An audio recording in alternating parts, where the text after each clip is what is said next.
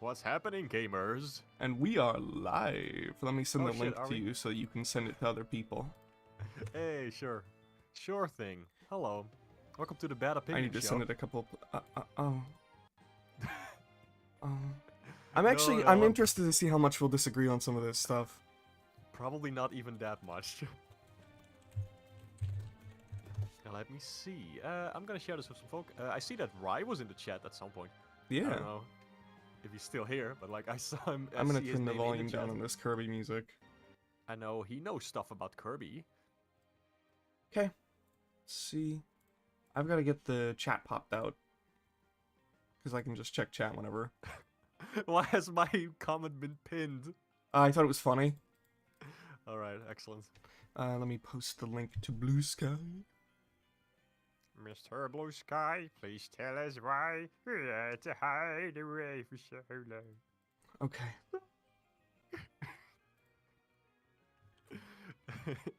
Okay, let me share this.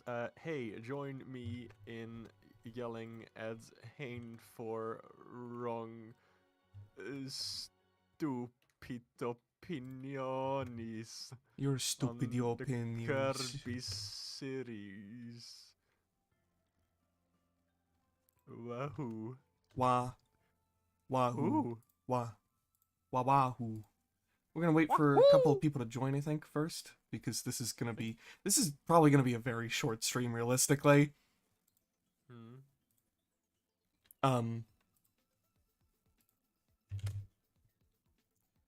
But that's okay. But that's okay. Because today is the day that crabs fries. I don't know what my brain is on today. Derek, hello, in chat. Shadow the Hedgehog is the best Kirby game. That is, well, you know, you actually have a, wasn't there like an Omo Chow gun or something you could unlock in Shadow the Hedgehog? I don't fucking that has, remember, like, dude. I'm just pondering out loud. You have like this gun that can suck up stuff and then shoot it back out, or maybe I'm thinking of Ratchet and Clank, or maybe both, who knows? Let's see. We got Derek, we got Elijah, and we got Misha in the chat. I really like Kirby's Epic Hello. Yarn. It is a cute game. We will get to that one when we get to that one. I have all of the games listed in release order. Which I was surprised to learn that Epic Yarn came out a year before Dreamland, or Return to Dreamland, which was really weird. That did not... I didn't even know that. Yeah, that didn't sound right to me at all. But apparently it is true. It is the case, and that's weird. That's so strange, yeah. Also, Elijah is going to hell because they sold Kirby in the Forgotten Land so they could pre-order Mario Wonder. It was not worth it. How dare you put that in parentheses behind that sentence, like it's a completely normal thing to say.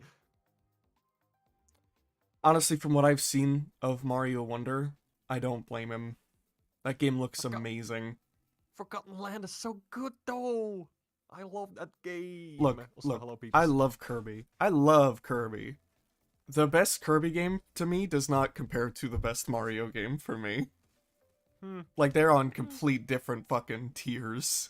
I don't know. Superstar Ultra is really flipping good. Yeah. We'll wait for maybe one or two more people to join the chat, and then we'll get into it. Me and Mark will yell at each other a bunch. I hope Mark sounds okay. I think he's a little quiet, and my desktop audio is maxed out. Okay, I don't know what the fucking problem is anymore. I'll listen to the stream for a second to see what it sounds like.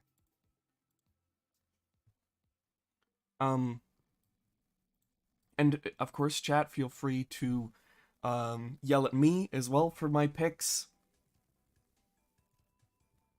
Superstar consolidates Superstar and Superstar Ultra, right? No, Superstar and Superstar Ultra are going to be listed differently.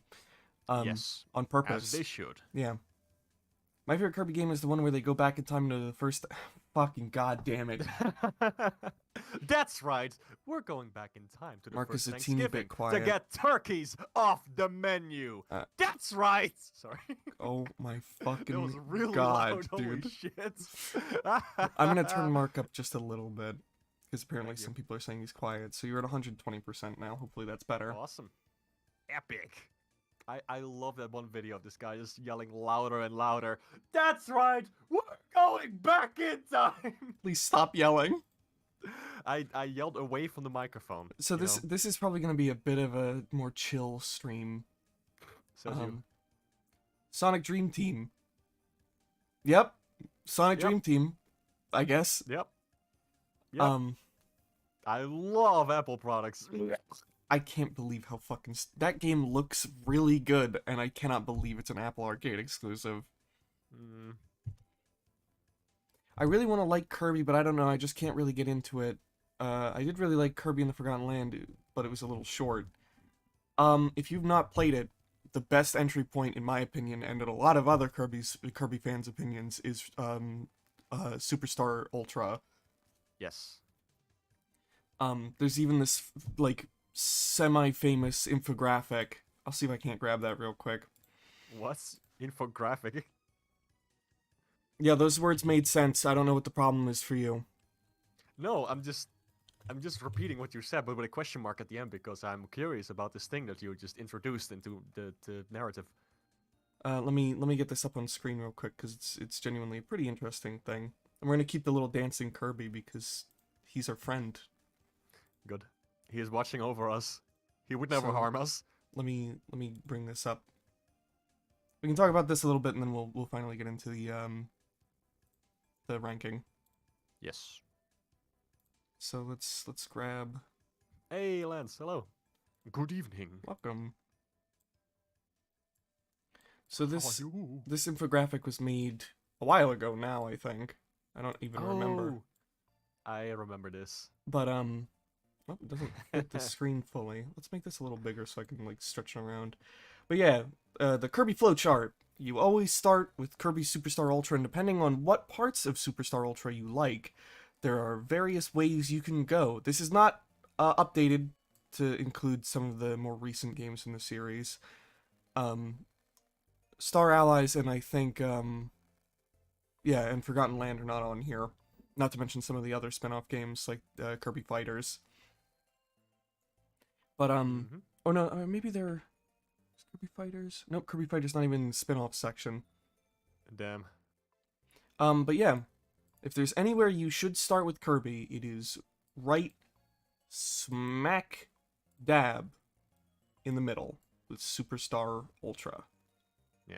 Though I guess the 3DS games are also really nice entry points because they're pretty solid. Yeah, they're fun. Especially Robobot is I like that one a lot. It's very good. But yeah. I guess let's get this started. Are we ready? Hell yeah. I think we're ready. We are Let us starting. get this show on the road. We are starting with the very original Kirby's Dream Land for the Game Boy. And man, you can tell it's the first game in the series. Hmm. No copy abilities, and it is probably even to this day still the easiest Kirby game ever made. Yeah. Besides maybe Epic Yarn, which is way easier. Can't even die in Epic Yarn. Yeah. So, I'm torn because it's the start of the series, which gives it a sort of like. It gives it a sort of a head up, like a, not a heads up. What's a start like a? What's the word for when you? Bonus points. Sure. Head start is what I was trying to say. Yeah. It's and also worth noting is that while there is a sub game in Kirby Superstar that is very similar to Kirby's Dream Land, it is not the entire game. Like I was surprised by that too when I finally actually played Kirby's Dream Land on the Game Boy. It does have quite a bit of unique thingies in there and unique levels and that you don't really find in other Kirby games. So it is still quite unique in a way. It's not Yeah. just Kirby but without the copy ability. Although I forget, this Superstar Ultra has even more of the original Dreamland in it. Is that all of Dreamland at that point then, or is it still Ugh, missing some gosh. stuff? I don't know. I know there's that mode called Revenge of the King that is like a remix of Spring Breeze, which is a remix of Kirby's Dream Land. Yeah, and it has like but the no. Kubula battle, which wasn't in the original Superstar. Yeah, no, I'm it's still different. I'm gonna say for now, this might change. All of these are subject to change. I'm going to give Kirby's Dreamland a B. Alright. Personally, I think I would go with C because when I was playing it, I remember really enjoying it at the start, but it did get a little like frustrating later on. I not in terms of wouldn't difficulty, be just, like, surprised. design. I wouldn't be surprised if it goes to C later. But for now, Perhaps. because it gets a head start. Alright. Fucking watch your back, Kirby's Dream Land. We might Yeah. come for you later. Next up, Kirby's Adventure. This game is really... Huh? What were you gonna say? No, just wanted to say Bitch? hi to Jabberwacko. Hello. Oh, welcome. Um, this game is really interesting. It was the introduction of the copy abilities, but it's not the sequel to Dreamland. But it came before the sequel to Dreamland, which is fascinating to me. Yeah. And it also set the precedent for a lot of things in this series, Kirby's Adventure. Like the copy abilities, obviously. Right. It Um, is. It is such a cute little game too. I fucking love this one so much. I am torn between a high B or a low A for this one, and I know Mark's gonna disagree with me on that because he likes this game a Yep. lot. Yep. But I do think there's a couple of things that hold it back. One of which being that it's is it right to say it's weirdly long? Because none of these games are long, really. Hmm. Um, What do you mean by that? it just maybe it just feels like it's longer than it is. Because Kirby's Adventure was a game that took me longer to finish than a lot of other Kirby's games. Hmm. It Uh, doesn't feel like it's like drawn out or something, or like it there's does a to lot me a of little padding. bit. Not the padding. Really? I don't think it's like super padded, but it does feel longer than it is to me. Weird. I didn't really have that. Um, I'm gonna go A. I'm feeling generous today. We're gonna go A on this one. Hell yeah. But I that would accept might no lower. shift around. And we'll rearrange these two to put like I'll move Kirby's Adventure out of the way for a higher A or lower A's and stuff like that. I see. It's. I'll also have to add, for those who don't know, I like to spread the good word of the 3DS version of Kirby's Adventure, which is the best way to play the game. There are only two Um, ways to play that game now, and both of them are technically illegal. So well, you can get it on the NES Classic. It's on there too. The NES Mini, whatever. is it they call that really thing.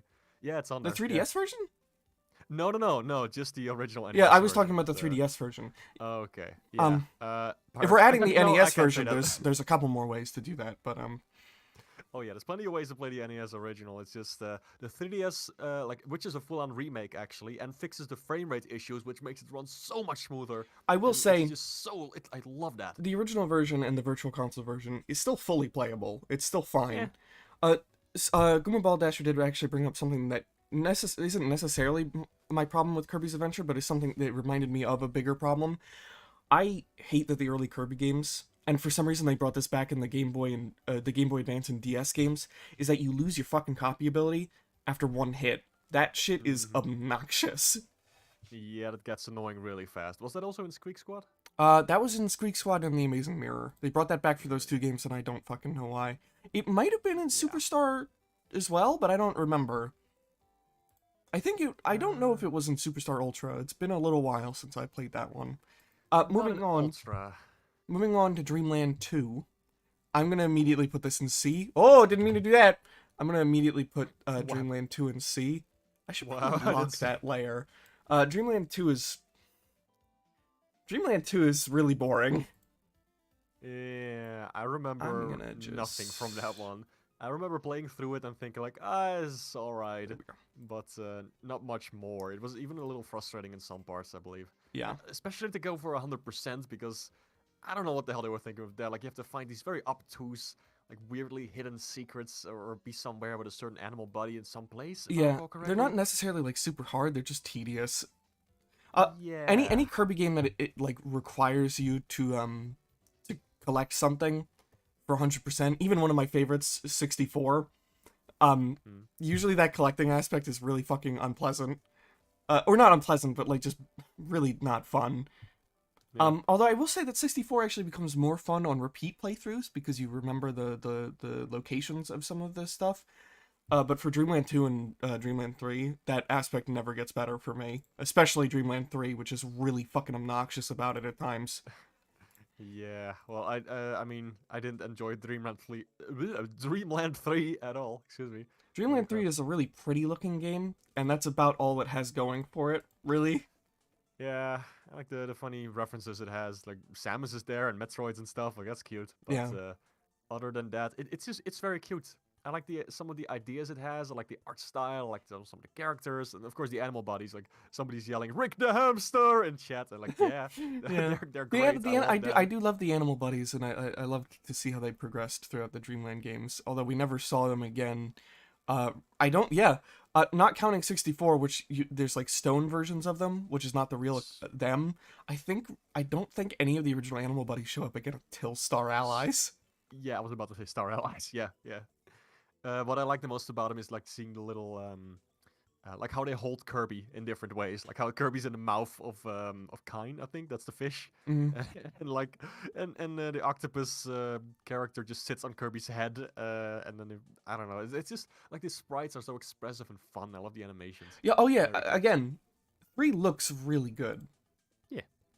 but that's about all it's got going for it. Moving on to Kirby Superstar.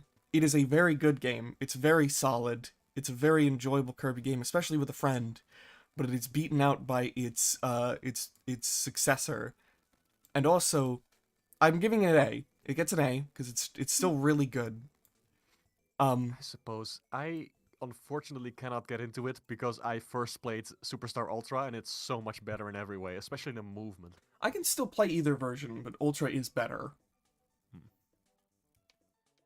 Tell me I what see. is the worst video game, please. I'm begging.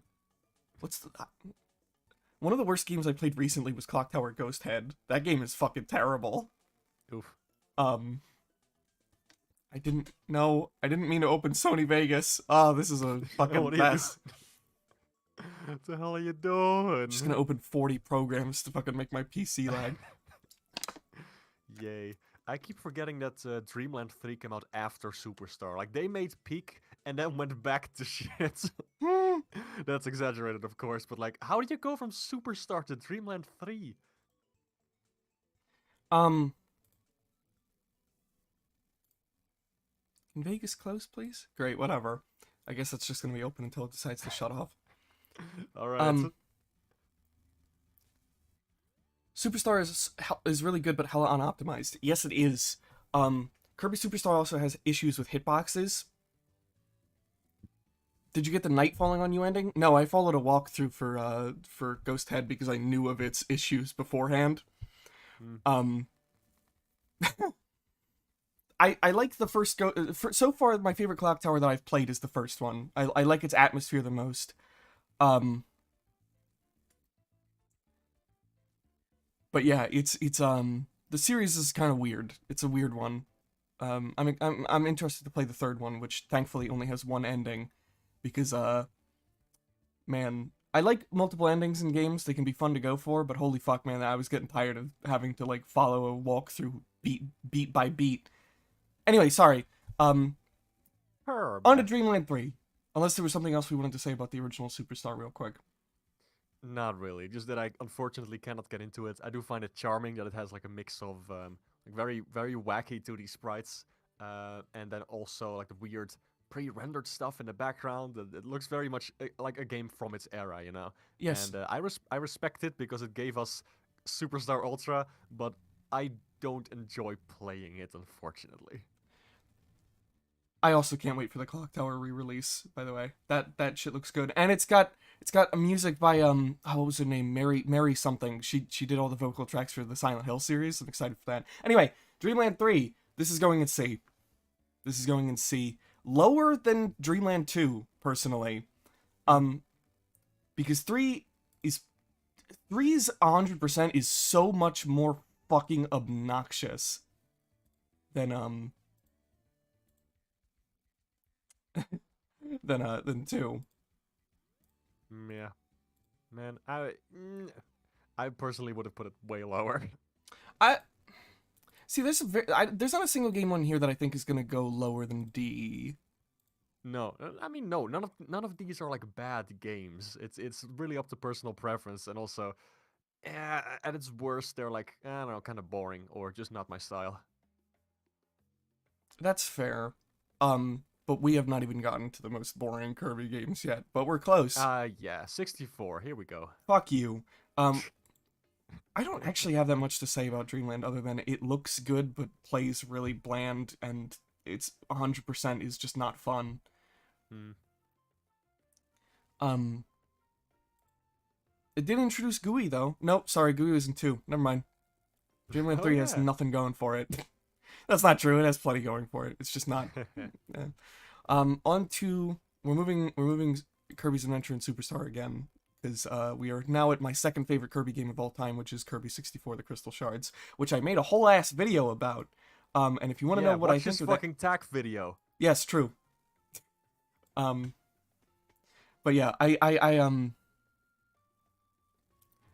really like Kirby 64. I didn't love it when I first played it, but the more I've come back to it, it has slowly been inching up the ranking to being my second favorite Kirby game. It will not top Superstar Ultra for me, but it is such a fascinating experience that is so weirdly replayable for me. And I love how it looks. Like it's got this ageless charm to it, even though it is a low poly N64 game. Um, and I don't get sick of playing it. Um, it's so quaint. It's very quaint. Um, and it's a total comfort game, definitely. Kirby Superstar Ultra is a platform I play when I want like a more fast paced action thing, but Kirby 64 is such a good like slower paced Kirby game that still has like enough going on to keep you engaged, I think. And Mark, I don't think has played more than like 5 minutes of the game, if I remember right from the other stream we did on Kirby 64. I played like the first hour or so of the game, but I could just not get into it. First of all, like the movement, it feels so slow, and I don't really like how the power-ups work.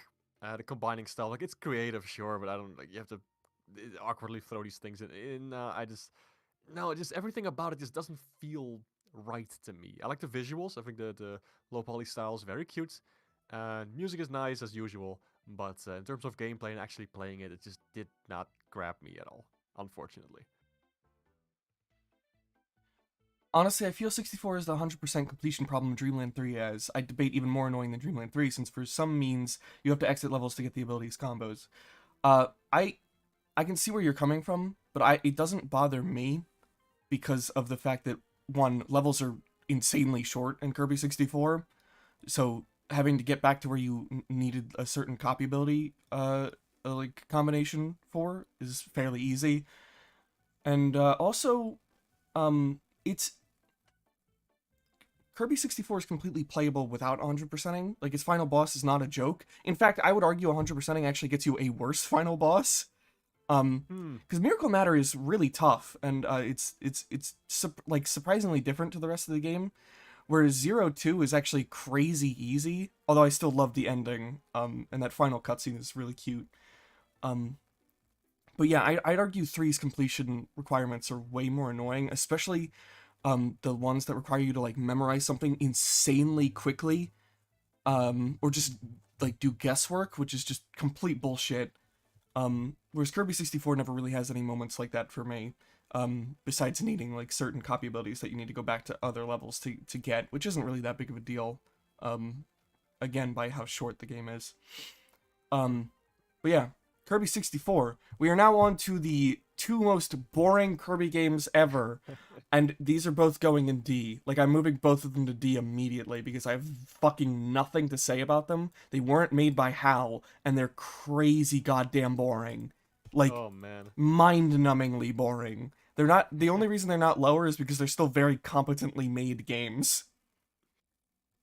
Yeah, I will say that while I do not care for the Amazing Mirror, I think it's so cool, like to have like this open world 2D Kirby game or Metroidvania or whatever you want to call it, and you can Unfortunately, play with like multiple friends. You could go anywhere. yes, That's such a unfortunately, cool it's a idea. very, very bad Metroidvania.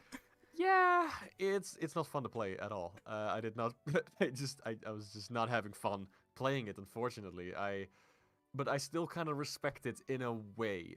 Squeak Squad, on the other hand, or Mouse Attack for y'all Europeans out there, like me. Mm. Um, it's it's okay. I remember really liking it back in the day. Now I just cannot get through it. It is just kind of a chore. It's very cute in the aesthetics and the music, and you can have like different Kirby colors. I wish they brought that back at some point, but it is just it's just Squeak Squad. I don't Yeah. it's just Squeak Squad. It's one of the most plain Kirby games out there in terms of level design, and at least the new abilities are fun, but that's about it. There's really not much to say about it, unfortunately. We got a couple of things in chat that I want to address. First off, Yes. welcome to the stream, Ava the Star Warrior. Let's see. Amazing Mirror, I'd give more credit because of the multiplayer aspect, but I don't care for Squeak Squad. I'm sure with friends, Kirby and the Amazing Mirror is more fun, but I actually think it's my lowest rated Kirby game because of how badly it does the Metroidvania style. I really like Metroidvanias, so I have kind of like a high bar set for them. Although I'm the same kind of asshole that will go that Hollow Knight actually does its Metroidvania aspect not very good, although its combat and platforming are very fun. Hmm. But like that's that alone is not going to make me friends. So I'm very harsh on this genre specifically, and the Amazing Mirror is just kind of like a piss poor Metroidvania styled game. But I'm sure it is Damn. more fun with friends. In my opinion, the less it is like a Metroidvania, the better. I wish they hadn't even gone for the style if they were going to do it this badly, being honest. Um, Yeah, fair enough. what are your thoughts on Nightmare and Dreamland since it's made by the same developers as Squeak Squad? I've not played much of Nightmare and Dreamland, and my opinion on it has kind of changed to the point that just visually, I think it looks worse than Kirby's Adventure, the original. Yes, exactly. But Mark, mm, I have so many things to say about fucking Nightmare in Dreamland. yeah, Mark Ugh, has stronger opinions on it than me, but I've not really played much of it to even put it on this list. So man. Ugh, it is fun to play Kirby's Adventure 3DS version, and then Nightmare in Dreamland like back to back, just to see like the changes and the choices they made in remaking that game. And like for a GBA game, it looks fine. Like the backgrounds are very pretty, but it captures like none of the aesthetic of what made Kirby's Adventure such a nice stylized game on the NES. That did so much with so little that you could do with the hardware, yeah, and it's such a shame to see a remake that just misses the point of Kirby's Adventure. And like the screen is way smaller. First of all, like Kirby's way bigger, but the space you see is way smaller, so everything becomes so frustrating. You still lose your power up in one hit. Some of the remastered music is pretty good. It's pretty nice. I like that there's music for the Fountain of Dreams that is very good. I love that track. Everything else though, it just feels like such an off remake. You know, it doesn't. It feels like it misses the point. I don't know how to better explain that. I will say that while it is not as interesting visually and stylistically, I like Adventure more. I still think the pixel art is very high quality and very Yeah, professionally made. yeah, for sure. Also, Epic Yarn is on this list because it's one of the only Kirby games I've actually like put time into.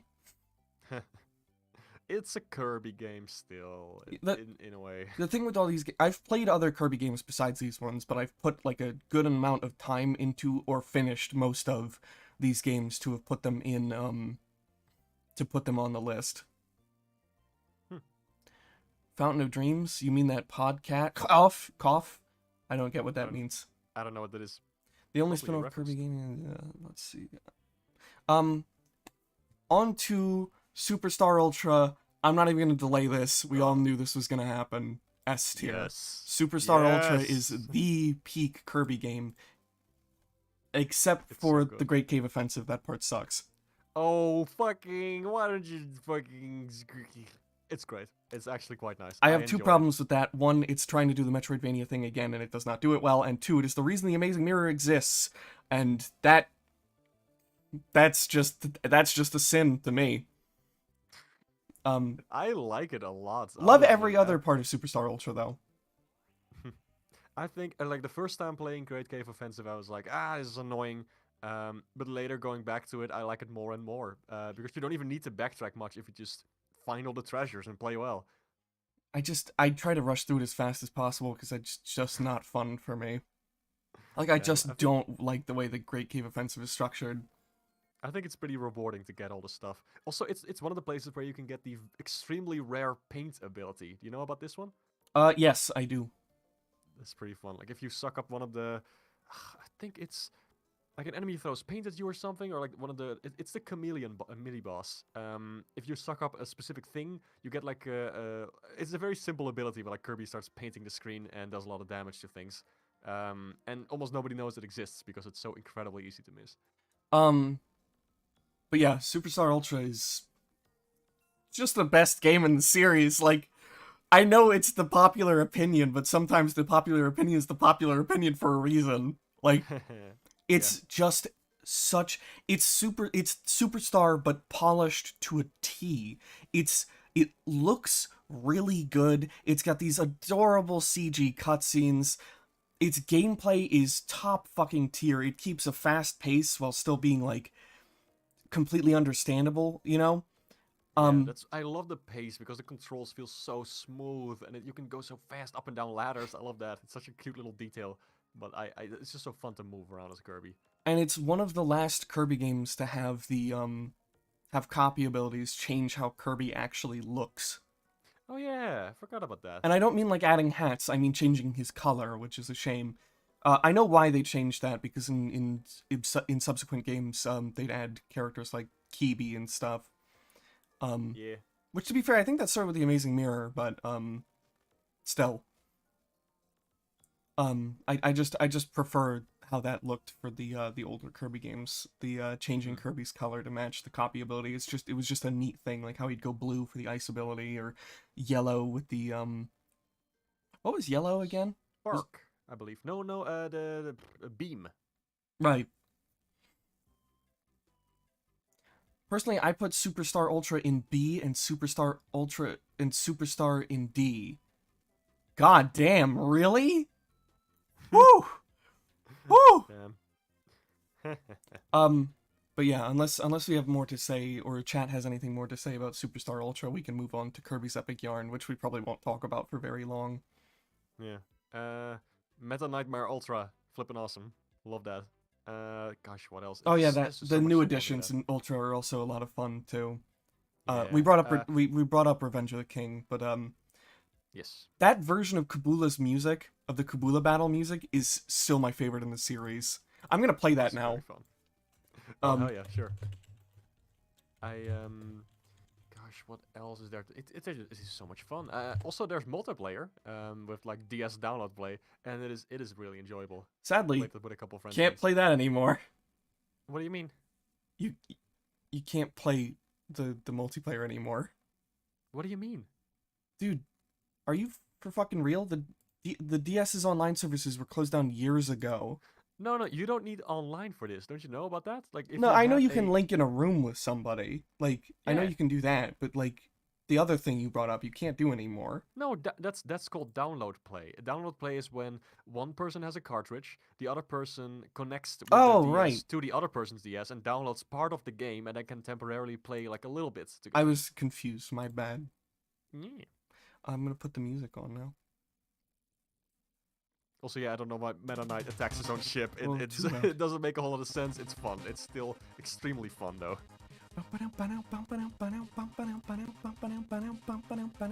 It's great, man. Wish I could hear it. Not my problem. So next up is Kirby's Epic Yarn. I hope the music's not too loud, by the way.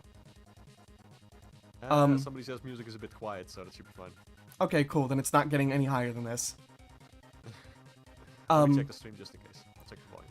Kirby's Epic Yarn is a yes. quaint experience that's very charming and cute, but it's also very simple. But I'm going to be nice and put it in B, above Dreamland even, because Wow. I like playing it more than Dreamland. No, I wouldn't do that personally. I have played Epic Yarn. It's Yeah, well, fine. you're not It's me, cute. bitch. Yeah, I might be. I might be if things work out. The cloning procedure. But yeah, I would rather play Epic Yarn over Dreamland again, being honest. Nah. It's so charming and relaxing. It is very relaxing. It is, but also, I don't feel like playing through it. Like the first couple of levels, they're cute, they're fine, but there's not really a sense of progression or a reason to. Well, yeah, Go through it, that's to be why it's honest. that's why it's in B. That's why it's in. Eh. I'm not. The We're not Kirby's- talking about putting it in A or anything. Yeah, but like Dreamland, I will still play and go through it. And, I think have a you and decent I time. have like different, like different positions on what these letters mean. S is best of the best. C is average, and F is terrible. Yeah, no, I still think it belongs in B, just not above Dreamland. B is above average to me. A is good. S is great. I am Uh, not saying Kirby's Epic Yarn is anything more than above average. yeah, but it's above Dreamland. And that's because I enjoy playing it more than Dreamland.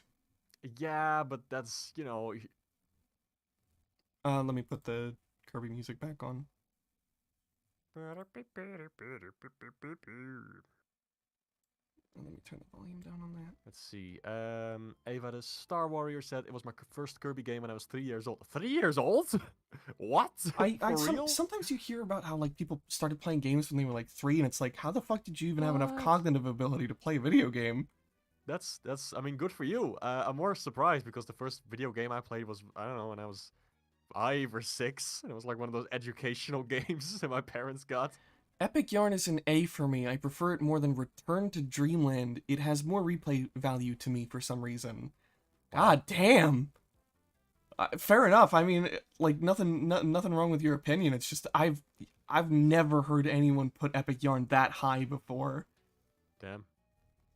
Um, There's this other game that's like semi sequel to Epic Yarn, like the Yoshi Yarn game on the Wii U. I still want to play that because I do really like how that looks. It seems a little bit more involved than there's a couple of Epic straggling games on the Wii U that I still want to play. Yeah. Anyway, moving backwards to the Wii U's predecessor, the Wii, Return to Dreamland. This is a low A for me. This Yeah, if you watch my Kirby 64 video, you know that I have some problems with the Return to Dreamland format. That just kind of started, kind of kept happening up until the Forgotten Land. But I do still think Return to Dreamland is a very good game. Although I think Planet Robobot and especially Triple Deluxe are better than it. But yeah, I have problems with how Return to Dreamland visually looks. Not so much its style, but that it plays it so safe for a Kirby game. When I think every Kirby game up to the Forgotten Land still continues to play it safe, and I would argue even Forgotten Land plays it safe in a lot of places. Which makes sense for Forgotten Land because it's the first of its type for Kirby. But I do wish it had tried to push a little bit more with its visual style. And I like how the Return to Dreamland games play, but I think other games in the series play better or are just more interesting to talk about. But as Kirby's big return, back in the day, it probably meant a lot more to people. But I didn't start getting into Kirby until a couple of years ago, so that was already past my point for starting, you know. But yeah, Return to Dreamland. You got anything to add on that one, Mark? Gosh, I think that was one of the first Kirby games I played. It was I first played Superstar Ultra because I saw it at a friend's house, and I thought like, holy shit, this looks so cool, it's so fast and fun. And then later there was a new Kirby game coming out on the Wii, and I thought, okay, let me try that one. It wasn't like Superstar Ultra, but it was still a very fun time, and especially multiplayer is a lot of fun. I don't know anything about the remake. Like I'm not super in love with the art style and how they changed that. Because I do think the vibes of Kirby's Return to Dreamland are neat. I will and say, also, I love how the backgrounds look in yeah. Return to Dreamland's remake. Oh yeah. But the outline thing is weird to me still. I've gotten more used to it. I have not played that version because I don't really see the point in owning the same game again. Unless there's like significant content additions, which the only thing they really added was a campaign for Magalore, and I'm gonna be real, that I don't give a fuck about that. I really don't care.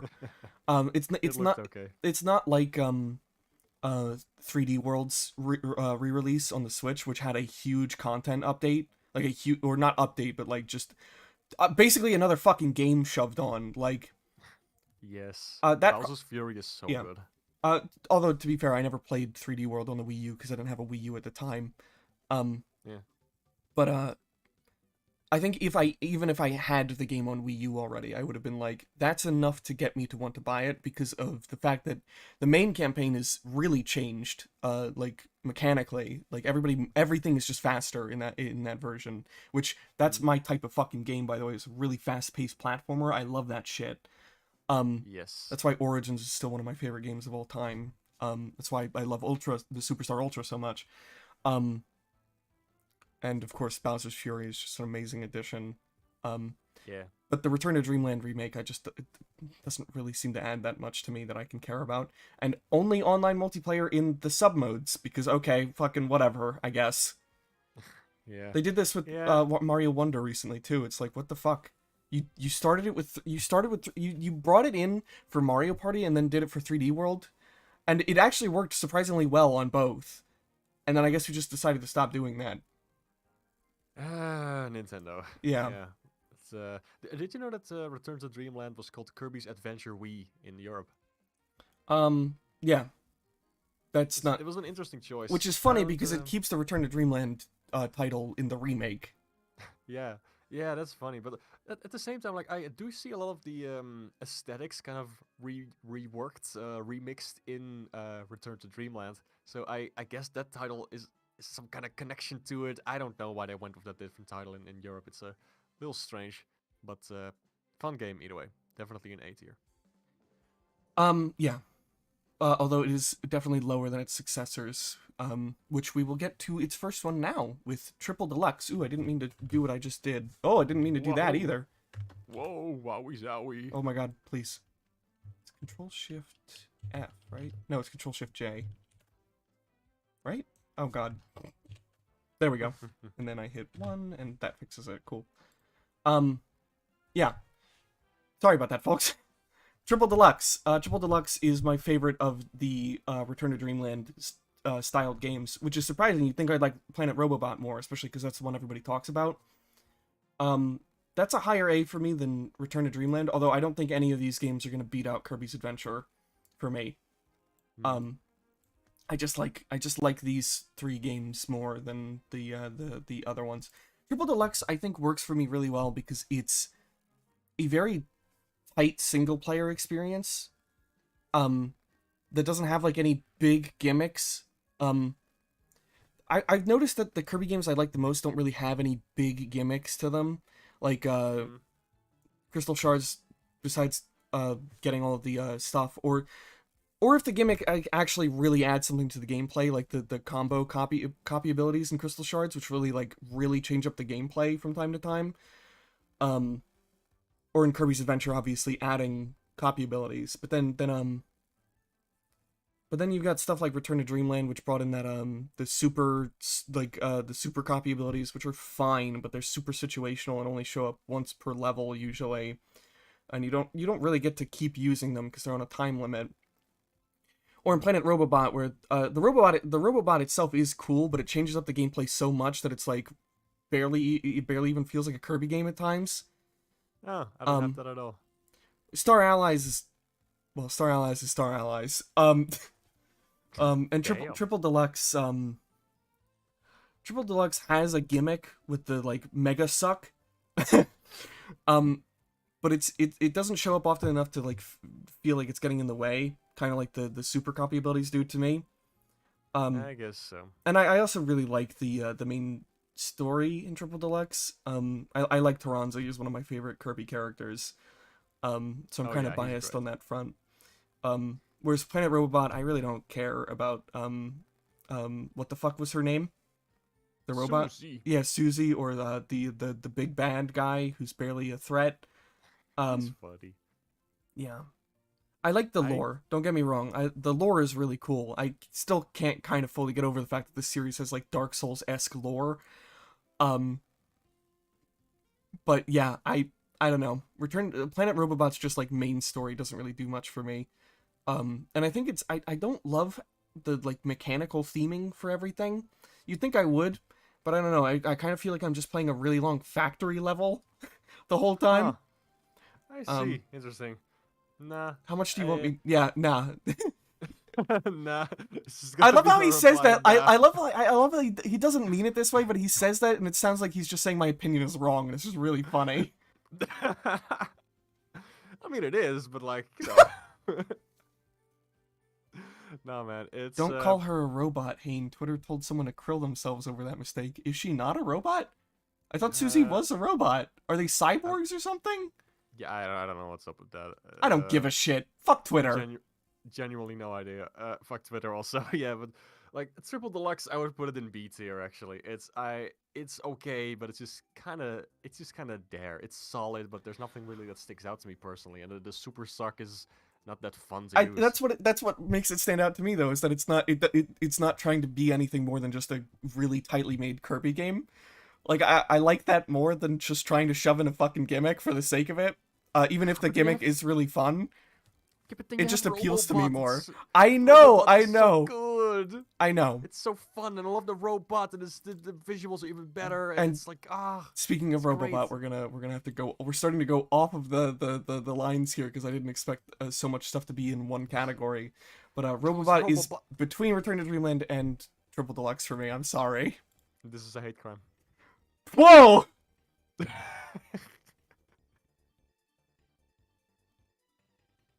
She's a People saying human. Humanoid? Well, she's not a human. There's no humans in Kirby, except for maybe Adeline. I never really fully understood that one.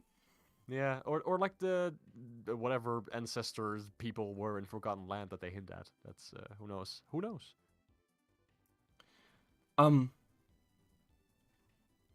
The Robobot is really fun. I will say that it is pretty cool. Yeah. But I don't know what it is specifically about Triple Deluxe that makes me like it more. Like, I don't know. I had a more fun time playing through Triple Deluxe than Robobot. And I can't really fully explain why. It is really good though. I don't know. I don't know. I don't know what to tell you. I'm sorry, everybody. Yeah. Well, I'm glad you apologize at least. I fuck think you. Triple Deluxe also has like the DDD mode, right? That was pretty fun. I never really play sub games in Kirby games, to be honest. Like, I'll give them a shot for a couple minutes and then be like, nah, this isn't what I came here for, and then leave. God, they're so fun though. Like I love 100% in Kirby games and like trying all the different modes and it's so cool. You can play as Meta Knight through the whole game again. Ooh, And I guess oofing your GF is better than oofing your dad? What? Huh? Where did that come what does from? that mean? What does that mean? Anyway, I don't know what the fuck is going on in my chat. Moving on from Robobot, because I already talked about that while talking about Triple Deluxe and Dreamland a lot. Those three games are kind of like melded together in my brain. Star Allies. I actually like Star Allies more than Triple Deluxe, but I am completely I don't think I can put it higher than Planet Robobot, like realistically. Huh. Especially with its I played the game when it's like all of its content was added to the game. So like I didn't have that issue where at launch it felt like there was no content. Star Allies is genuinely I think one of my favorite Kirby games, but like realistically I think it's not fair to put it above so many of these other games. I am going to put it above Return to Dreamland though cuz I genuinely do think it's a better game. Oh, I did the thing again. Whoops. No, I would put it slightly below Return to Dreamland. It's a very good game, and like with the added stuff that they added, like it really becomes even better. I also it was a little bare bones at launch, but they fixed that, so it's fine. And it was in a relatively short. Was it? I don't know. I mean, it shouldn't have been bare bones at launch, but it turned out to be very good, and I like the stuff they added, and it made it a good game. The Goomba Bob Dasher brings up a good point too. I think part of why I like it so much is that it is kind of pandering, but it's pandering in like a way that doesn't feel like frustrating, like a lot of like franchises can do sometimes. Because Star Allies is a love letter to the entire series, even if it's a sort of misguided love letter. Yeah.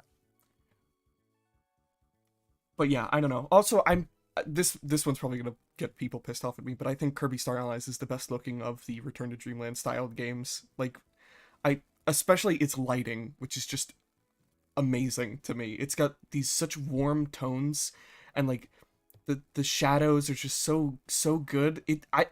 I love how Star Allies looks. It does have very pretty lighting. I'll give it that. I think it's a lot of fun. I would still say Return to Dreamland is also very nice looking, just so pleasant. Return to Dreamland does look nice for a Wii game. It's the best looking Wii game probably, at least graphically. Stylistically, there Perhaps. are other Wii games that I think I like more. Although a lot of Wii games have honestly aged pretty goddamn well. I still think Galaxy has aged really well, even though I think its style is kind of boring. Yeah. Um, Yeah. There's lots of Wii games that still look very nice. I mean, Donkey Kong Country Tropical. No, wait. The other one, Donkey Kong Country Tropical Freeze was a Returns. Wii U game, buddy. No. Wait. It's the Donkey Kong Country Returns. Looks very good. It's just so there's so many Wii games that have lovely art styles that still hold up extremely nicely. Also, hello Duck, welcome. Yes, welcome to the stream, Duck. Um, with all that said, it is time to move on to the big one that I'm sure people are going to be very upset at me about where I'm about to put this. Oh yeah, I am. I do not That's think me. Forgotten Land is better than Kirby's Adventure. I think it is still a very good game, but it goes right around here. We're so fucked on space that I think I could barely fit these things in here. Let me try. Yeah, that's as good as that's getting, I think. But Hmm. I'm not putting Forgotten Land in anything higher than this. I'm sorry. I God like Forgotten damn. Land. It's a great start to fully 3D Kirby, but I think it plays it way too safe to do anything that interesting, like to really push me to like it more. It's got cool implications for the lore. I love how it looks. It's got very pretty lighting, although stylistically, like I said earlier, it is still playing it safe in just about every aspect. Um, and I don't know, it didn't speak to me as much as I was hoping it would, and it just I still think it's a fantastic game. Don't get me wrong. For all of these games, I wouldn't call a single one of them bad. Some boring, like Squeak Squad and The Amazing Mirror, or the Dreamland games. Not so much the first Dreamland, because it's a quaint little first entry into Kirby. But yeah, I don't know. I wish I liked Forgotten Land more. I wish I liked it as much as Mark does, but I can't bring myself to. All Um, right, I understand. You hate me. True, You hate this game, and therefore you hate me. true. This isn't news. Why am I surprised? Forgotten Land S tier, great, fantastic game. One of the best Kirby games. It is so much fun. It can still serve as an entry point for the series. And just pick it up, play it. It's so good. It's so flipping good. It's so. I love it. Let's see. I From guess the music, the visuals, the everything. Ugh, it opens with a vocal track. It's a flipping Kirby game that opens with a vocal track. It's so good. yeah. Poor. Thank you, Lance. Uh, Poor. Interesting. I just imagine like a picture, like a JPEG of some Greek philosopher, and then the text in impact font overlaid over it, like tour. you know what? I feel like starting a fucking fight. What the fuck? You cut that out, Mister. Nope. Unironically, that's going in S tier. I love that game too much. You switch that I'm with not gonna Kirby's be nice. Adventure right now. Nope, fuck you. I'm not gonna be nice about it. No, I put it genuinely back. love 64 that much. Fuck you. Unbelievable. Unbelievable. All your Um, credibility down the drain. Lots of games in A tier, only 2 in S. Very few in B and C and D, which is a good sign for this series. Damn. I think, yeah, I mean, I mostly agree with all of this, obviously. But the only changes I would make is 64 would be in, like, I don't know, C or something for me, and then Adventure and Forgotten Land would be an S. That's fair. I can completely understand why people love Forgotten Land so much. Yeah, because it's good. But I just wish it clicked with me more. I'm hoping that if they do the 3D Kirby game again, that it does a little more with its concepts, with its visuals, with its gameplay. Mouthful mode is cute, but it really doesn't add anything if we're being brutally honest. Um, I genuinely don't think it does. It basically just feels like another type of copy ability if we're being real. Um, like I like Triple Deluxe more than Robobot, but I will say that Robobot did really change how things felt, like gameplay wise. Whereas I didn't get that feeling with Mouthful mode. Um, Hmm. I'm actually in the minority here because I don't really care about the Kirby lore. It's cool that it's there, but I prefer it being something on the background rather than having it be the focus. You are not in the minority here with me because I kind of agree. I like the I lore. kind of like it. I think it's quaint. it's kind of cool that they've gone so fucking hard on the lore over the years, but at the same time, it is absolutely not what I'm playing these games for. I quite enjoy it. I think it got a little convoluted in Robobots and just a smidge in Star Allies. They went really hard with the random lore bits in Star Allies, but overall I think it's fun, and I wish they sprinkled in more throughout the main campaign rather than putting everything at the very end of the game, because I would like that. It's like a little thing that keeps you going, keeps you I curious. I do love me a good platformer series with some insane lore. That's my favorite thing of people who are like getting into platformer series is like, oh, they're cute little games, they have their own stories, right? And then you start talking about the lore and they just like think you're insane. Like You know, I got a series for you. It's called Nights into Dreams.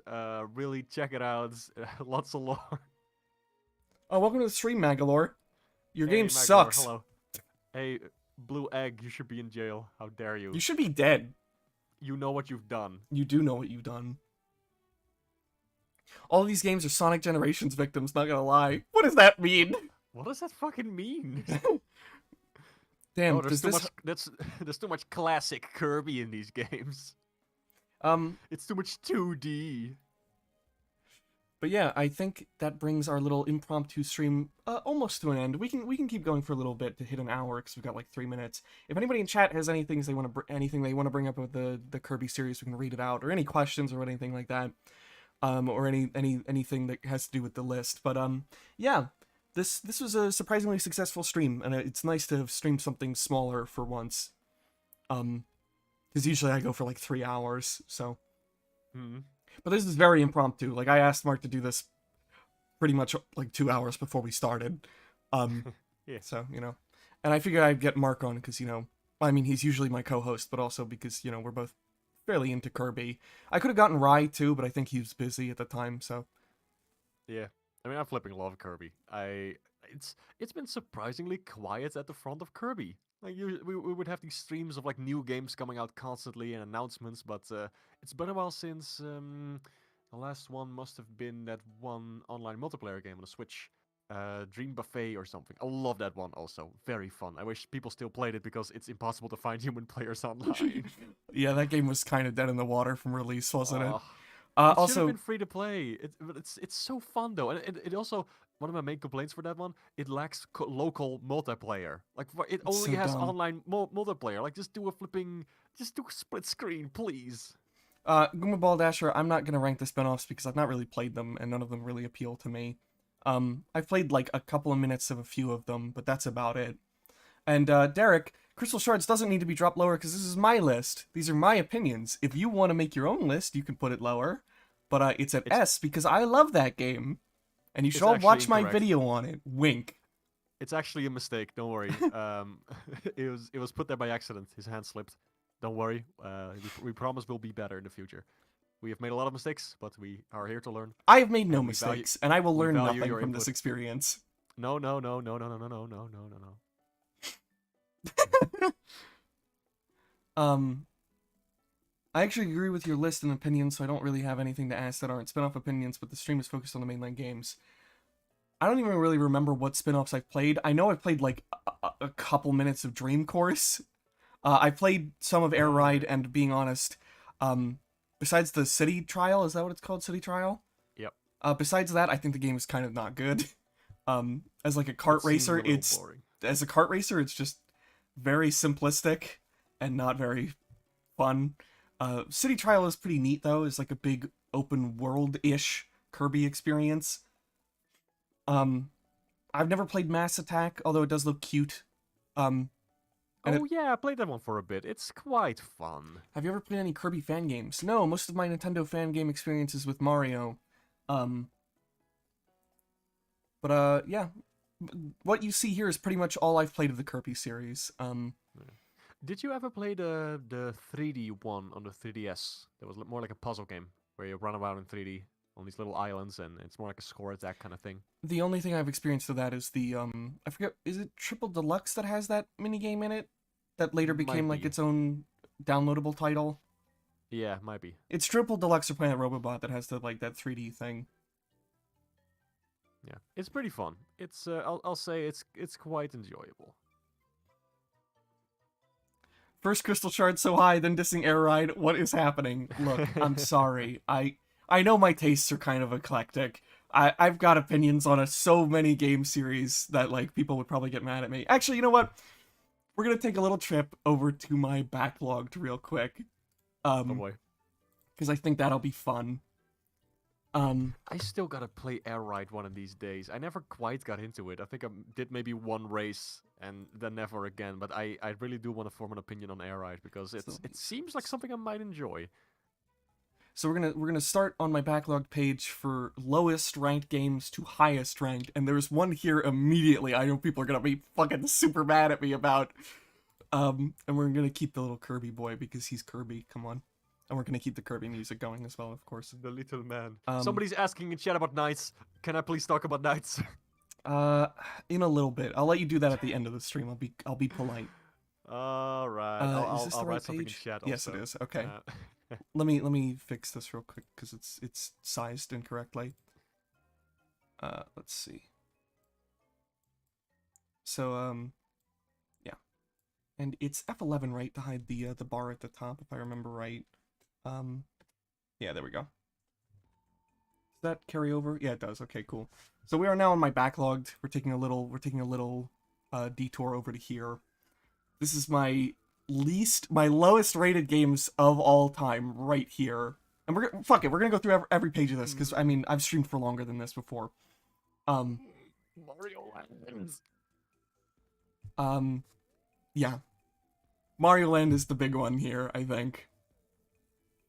That people are gonna get mad at me for. I think Mario Land controls like shit.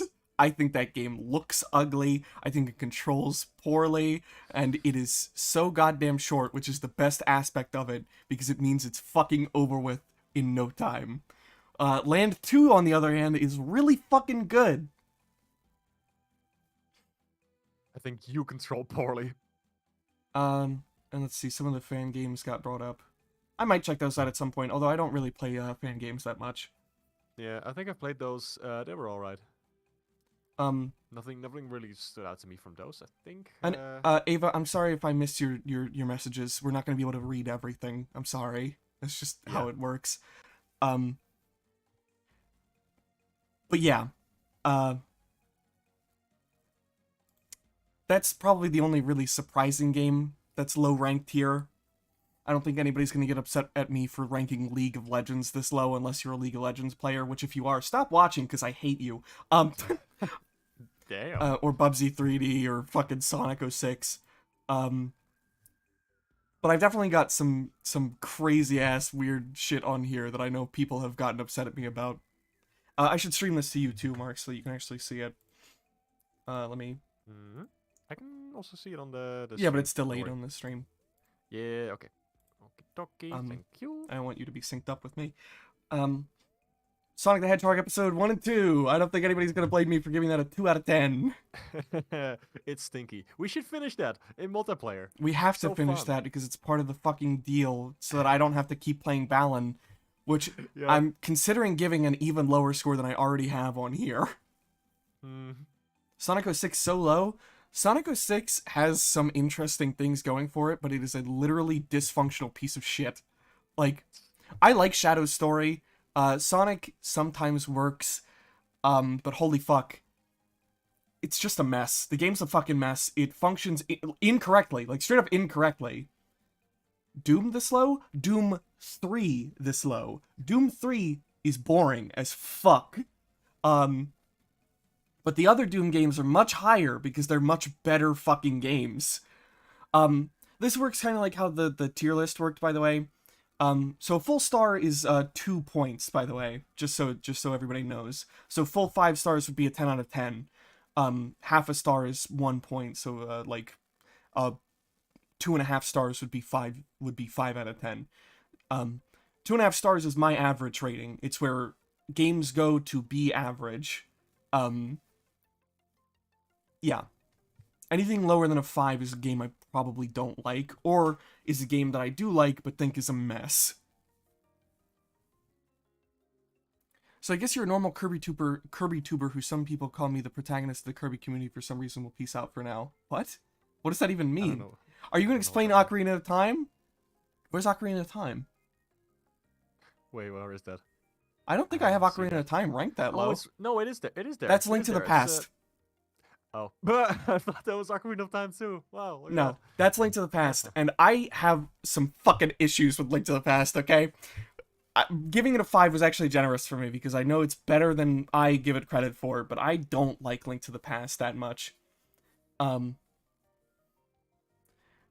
think it has really bad hitboxes. I think its art style is like a complete mismatch. Like, I think it's kind of all over the place visually. Its fucking gameplay is like super obtuse and really weird at times.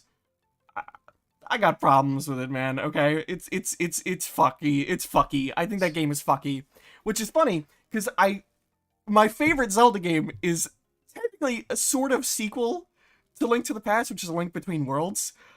I love that game so much. Melee is this low because it is the weakest Smash game, and I'll fucking die on that hill. Especially when you try to shove it into competitive like play. That like Smash 64 though. I like Smash 64 more. It's got less content, sure, What? and it's less like less. So clunky. It is clunky, but it's very charming and cute and quaint. Whereas Melee, I think, is a fine game that was beaten out by later entries. I like fucking Brawl more, so let that show where I sit on that discussion. Although I like Brawl more mostly because of its single player, which I think is a really fascinating addition. That's to say, I don't think I would call any of the Smash games like favorites anyway. They're fun to play with friends, but realistically, like, they're nowhere near my top 10 or even top 20 games of all time. They're enjoyable. I enjoy playing them, but I'm kind of biased against them. I'm biased against you. Welcome to the stream, Nebula. Hello. We've moved on from tiering Kirby games to now just looking at my backlog where people yell at me for my opinions. The 5-star is where a lot of, as you've probably noticed, where a lot of licensed games go. Because most licensed games, let's be real, are usually average, probably lower than average. Sonic Heroes gets what it fucking deserves. Yes, Sonic Heroes is probably one of my least. I actually think I dislike Sonic Heroes more than 06 because at least 06 is like fully upfront a piece of shit game. It's honest about it. Where Sonic Heroes starts strong and then just gets really bad as it goes on. Although with mods, I think it's actually a very fun game that still has problems. But yeah, as it is default vanilla, Sonic Heroes controls not fun to me, and its level design is ass.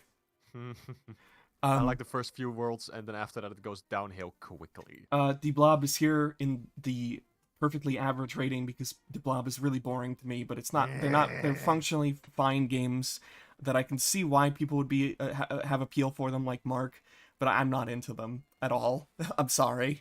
The Blob is an underrated masterpiece. Super Mario 64 DS gets 5 stars because of its or 5 out of 10 because of control issues mostly, and also because I don't like that the visuals are what's the word, less colorful, I guess, desaturated in places. I just don't think it looks as memorable as the original version of Mario 64, which is ranked a lot higher than that.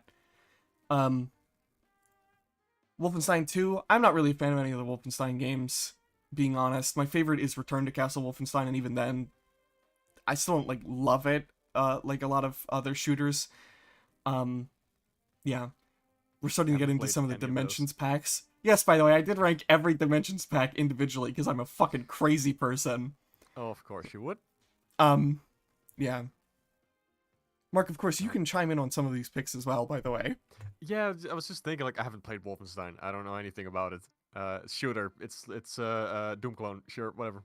I forgot to set it to live chat. My bad. Oh, that lagged the shit out of my my chat for a second there. Your opinions are dog shit. Thanks, Neb. Melee is fucking mid. You're based as fuck. Thanks, Elijah. You get me, man. Also, Mario 64 is goated. Yeah, I think it's better than. I'm sorry. If DS controlled better, it would rank higher. But because it only focuses on 8 directional movement, I think it's just. Okay, so that wasn't Immense just Sonic skill issue. Adventure 2. Although I don't love Sonic Adventure 2 as much as the original adventure. That was Sonic Adventure 2 Battle. As you can see here, I have DX Director's Cut lower too. Um, I think the Dreamcast versions of these games are way, way better. Yeah, that is well. With Battle, I actually prefer the GameCube version because the multiplayer is incredibly fun. It Okay, is I, I, really fun, I don't and it factor didn't break. multiplayer into how I focus on games, because unless the game is I multiplayer see. based on its own, I don't give a fuck. I mean, that's what the battle stands Yes, for. I get that, but the campaign looks worse, plays worse, and is just already kind of a mess because it's still Sonic Adventure 2. No. I think I don't know. They didn't break as much with Sonic Adventure 2 as in DX. Like that's a very stark contrast. I think it still plays fine, and the slight graphical glitches they introduced in the GameCube, it's not really that I'm noticeable as sorry, man. compared I to fucking something hate like. those models. I think they look like shit. They I look think pretty they're. much the No, they same. don't. No, they fucking don't.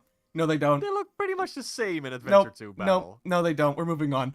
What Duck the asks, shut up. fuck? Hayne, tell us your favorite. That you almost sounded like Mario there. What the fuck? What the fuck? Oh shit! I'm gonna go. God. I was about to make a bad joke that I should make. Duck asked, tell us your favorite SNES Oh, game. Easy, Super Mario World. Um, Sonic Adventure DX is fucking horrible, bro. That's why I played on the original Dreamcast. Alternatively, the Dreamcast conversion mods on PC are very, very good at recapturing that original style. Um, Yes.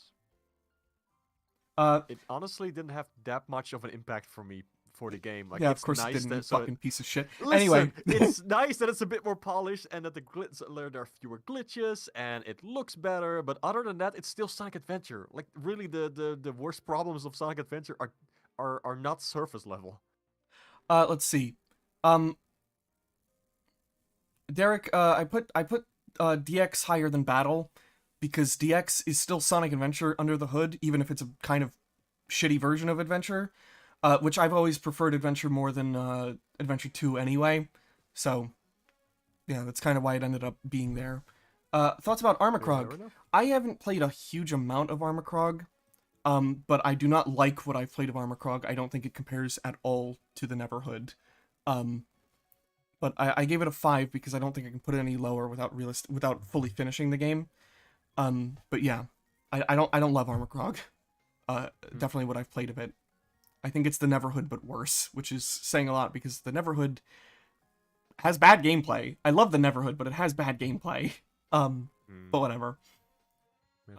I still hope you'll play the Telltale Sam & Max games because they're so fun. I own them. I played the first episode, and I played I played Sam & Max Hit the Road, and I just stopped because they're not that high up on priority list for me. Hit the Road has not aged super well, but like the Telltale games are still really fun, like especially the remaster. Somebody Really good also stuff. somebody also asked about what's it called on Sonic the Rush? chat. Yeah, Sonic Rush. I like Sonic Rush. As the game goes on, though, its level design is a fucking mess. And becoming A little. fairly fucking annoying. From what I played The of style though. yeah, I love that though. What I played of Rush Adventure is a lot better though, personally. Yeah, I will agree. And Rush Hideki Adventure Naganuma is, is always a win in both games. His fucking soundtracks are amazing. Yes. Excellent. We are now getting into the above averages, which is 6 out of 10s. Speaks for God damn it, itself. but Rayman Raving Rabbits higher than Sonic Adventure DX. Goddamn right I did, because it's a fully Oh, functional God. game that is not it's just fun. Like It is. Good. it doesn't have any major issues. It sets out to do what it sets out to do fairly well. I just don't think it's like anything above average though. Yeah. I mean it is above average, but like that's all it is for me. Yeah. Let's see. Some of these I don't think any of these are really gonna shock anybody. Especially the Kirby games, which we just got done ranking. You put FNAF in here. Well, yeah, I started Nice. finally playing through them all. Why Nice. the fuck can't my Vegas close? Do I have to bring up fucking Task Manager to close Vegas? It's been open this whole time, and I think it's been lagging me a little bit. Uh-oh. We're gonna take a little detour to try and fix that problem, folks, real quick. God damn. Just fucking Banjo-Kazooie a 6. Unbelievable. Unforgivable. Undefeatable. God damn. Seeing FNAF and Banjo next to each other makes me angry. This is fucking outrageous. Oh god, am I gonna have to, like, go into why I don't like Banjo that much? No, it's okay. You don't need to hurt me. I think Banjo is one of those games that really only appeals to you if you already grew up with it, sadly. I didn't, though. I didn't. I said mostly. No, I think you're nuts. Where the hell is Vegas on my fucking thing? Oh, there we go. Maybe There's this a ghost Vegas running in the background. God, Banjo-Kazooie in the same tier as Angry Birds. No, this is... No. No. I can't do this. I can't do this. I'd like to try and explain myself. No, you are not allowed. Why can't I fucking... Oh, there it is. Ugh. God. Oh. Okay, I think Vegas finally closed, maybe. It's the same tier as Kirby's Dreamland 2. Alright, fuck it. I don't care enough anymore. Vegas Pro stopped working. Yeah, no shit. Uh-oh. There we go. It's finally closed. Okay. Oh, man. Okay. Let me explain Banjo-Kazooie real quick. I don't like how Banjo controls that much. I think Rare had this weird thing with their 3D platformers of the time where their characters felt heavy as shit. Banjo feels really fucking heavy to me. So does DK in Donkey Kong 64. I just don't find that appealing in a platformer character at all. And I don't understand how it happened because I think DK controls fine in the country games. Conker is the only 3D platformer they've made that I like the control, like the feel of. I can't get behind how Banjo controls. I just don't like his weight. I'm sorry. And it holds the game back for me. I also just don't find the comedy that... I also just don't find the writing that funny, that irreverent, like, style. It's appealing to some people. Just charming. And done differently, it appeals to me too, but I just don't like it that much. And I'm sorry, okay? I'm not actually sorry. They're my opinions. I don't give a shit. You shouldn't be, also, that's fine. But, like, god damn it. And Limbo is at the same rank because I think Limbo is pretty boring. But it is a very well-made game. Anyway, we've been on this page for too fucking long. Let's move on to page 7 already. Mark is falling asleep. Banjo in the same category as Amazing Mirror. I'm gonna commit homicide. More dimension shit because I'm an insane person. We will get back to dimensions eventually, by the way, folks. It's just not been like super high up on my priority list. Banjo in the same category as Lost World. I'm gonna shit myself. I have to go. I have to go. Bye, everyone. Have a nice stream. Thanks for joining, Jabberwacko. Yeah, thanks. And I would love you to play Pseudo Regalia, wishlisted on Steam. It's much more than it's worth. I watched Nitro Rad's video on that and was like, that game looks so fucking up my alley. I need to check it out at some point. Yeah. Yes, by the way, it is on the same fucking level as me because both games don't really speak to me that much. Fuck you, Mark. Lost World. Fuck off. Oh, hey, Earthworm Jim. Yeah, none of the Earthworm Jim games are really that good, if I'm being honest. I love Earthworm Jim. Here's the thing. Above average doesn't mean I dislike the game. In fact, some of these games I love. Like, or at least I have a lot to say about. It's more so that it's like, when I rank stuff like this, I'm trying to go through a couple of different criteria in my brain, like, how much do I like this? How much do I actually think it's good? That kind of stuff, you know? So, like, it ranges. It ranges depending on the game. And I mean, I don't have, like, an objective way of marking how I feel or how I rate these games, because I don't think you can really rate these things objectively. Of course. I'd love to play more of it if my laptop wouldn't overheat. It's so poorly optimized, and I don't know why. The game, not my laptop. I don't know. Get a better fucking computer. Got him. Ooh, got him. Wow. Stop being poor. Got him. Ooh, stop being depressed. Ooh, got him. This just in. Hayne hates the poor. True! Yeah. I don't think there's anything that major here, though. We're finally getting to the 7s out of 10s. Yeah. Epic Mickey has a lot going for it, but at the same time, it has a lot going against it, too. Yeah. Yeah. I get why you put SpongeBob up this high. Like, it's I mean, in no fucking way is it better than Banjo in my book, but I get it. I love it Like, more I than get it. Banjo, and it's more important to me than Banjo. I've brought this up to friends guess. before, but it's pretty much the reason why I got into my favorite art form, period. So, Yeah, yeah, I respect that. It's objectively wrong, but like I respect fuck it. you. Blow your brains out. For the record, I do not believe in objectivity in video game reviews. Like, in fact, I think like the whole number system of grading games is like not a great thing, or at least it lacks context that it needs. Because I, people start comparing games this way, and I joke about it, but like how would you even compare Lost World and Banjo-Kazooie? Like, they're completely different kind of 3D platformers. well, I don't There's no compare way. them though. That's the thing. I know. They just have the same ranking. That doesn't mean I compare them. Exactly. That's what I mean. I'm joking about it, that they're in the same rank. Yeah. But like at the same time, it's like, it's so difficult to compare different pieces of art. Although it is Because kind of that's worse what because they I've are. actually finished Lost World. Hot dog. Like I've gotten a good chunk of some Banjo done, but like I can't bring myself to finish it. I just don't vibe with it. Goomba Ball Dasher, do yourself a favor. As much as I love the original Jet Set Radio and Jet Set Radio Future, just play Bomb Rush Cyberpunk, because it's the only one. It's the only one of those three I can actually call like a legitimately really good game. Whereas Jet Set Radio, I love the stylization. I love how stylish it is. I love the music. The gameplay can be fun, but it's a fucking mess. And Jet Set Radio Future is a little better, but it's also a fucking mess. And Lance said, I love Earthworm Jim's presentation and plagiarized music, lol. But holy shit, dude, the gameplay for them has not aged well. True. Truly true. Yeah. It's kind of hard to get into them nowadays. Let's see, we are getting into the big games, like games that I repeatedly talk about, or games that I love a lot. Mario 3 should not be this low. I think Mario World is a lot fucking better.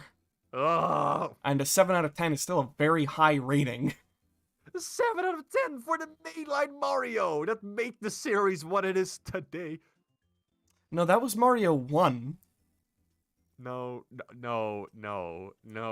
Literally no. did set the groundwork for the entire series. Yeah, but 3, like, it's everything that the later games aspire to be. It is so nice. It's in its simplicity and what it expands upon. It's just 3D Land God. is to 3D World what Mario 3 is to Mario World for me. Like, I think they're both I think they're good games that are tightly made, although I think 3 has some pacing issues, especially near the end of the game. That's great, man. Where would you like to die? Whereas 3D World and 3D and normal and 3D World and Mario World are two of my favorite Mario games, period. Mario 1 is fucking horrible. What? No, it's Mario 1 is still pretty nice. Yeah, Mario 1 is fully playable. Not to mention it's so short that I it's actually fun to like try and speedrun sometimes. Although every time I like get to Mario... Bowser's Castle, I get fucking owned. Yeah, it's still so very nice and replayable, much like Mario Land.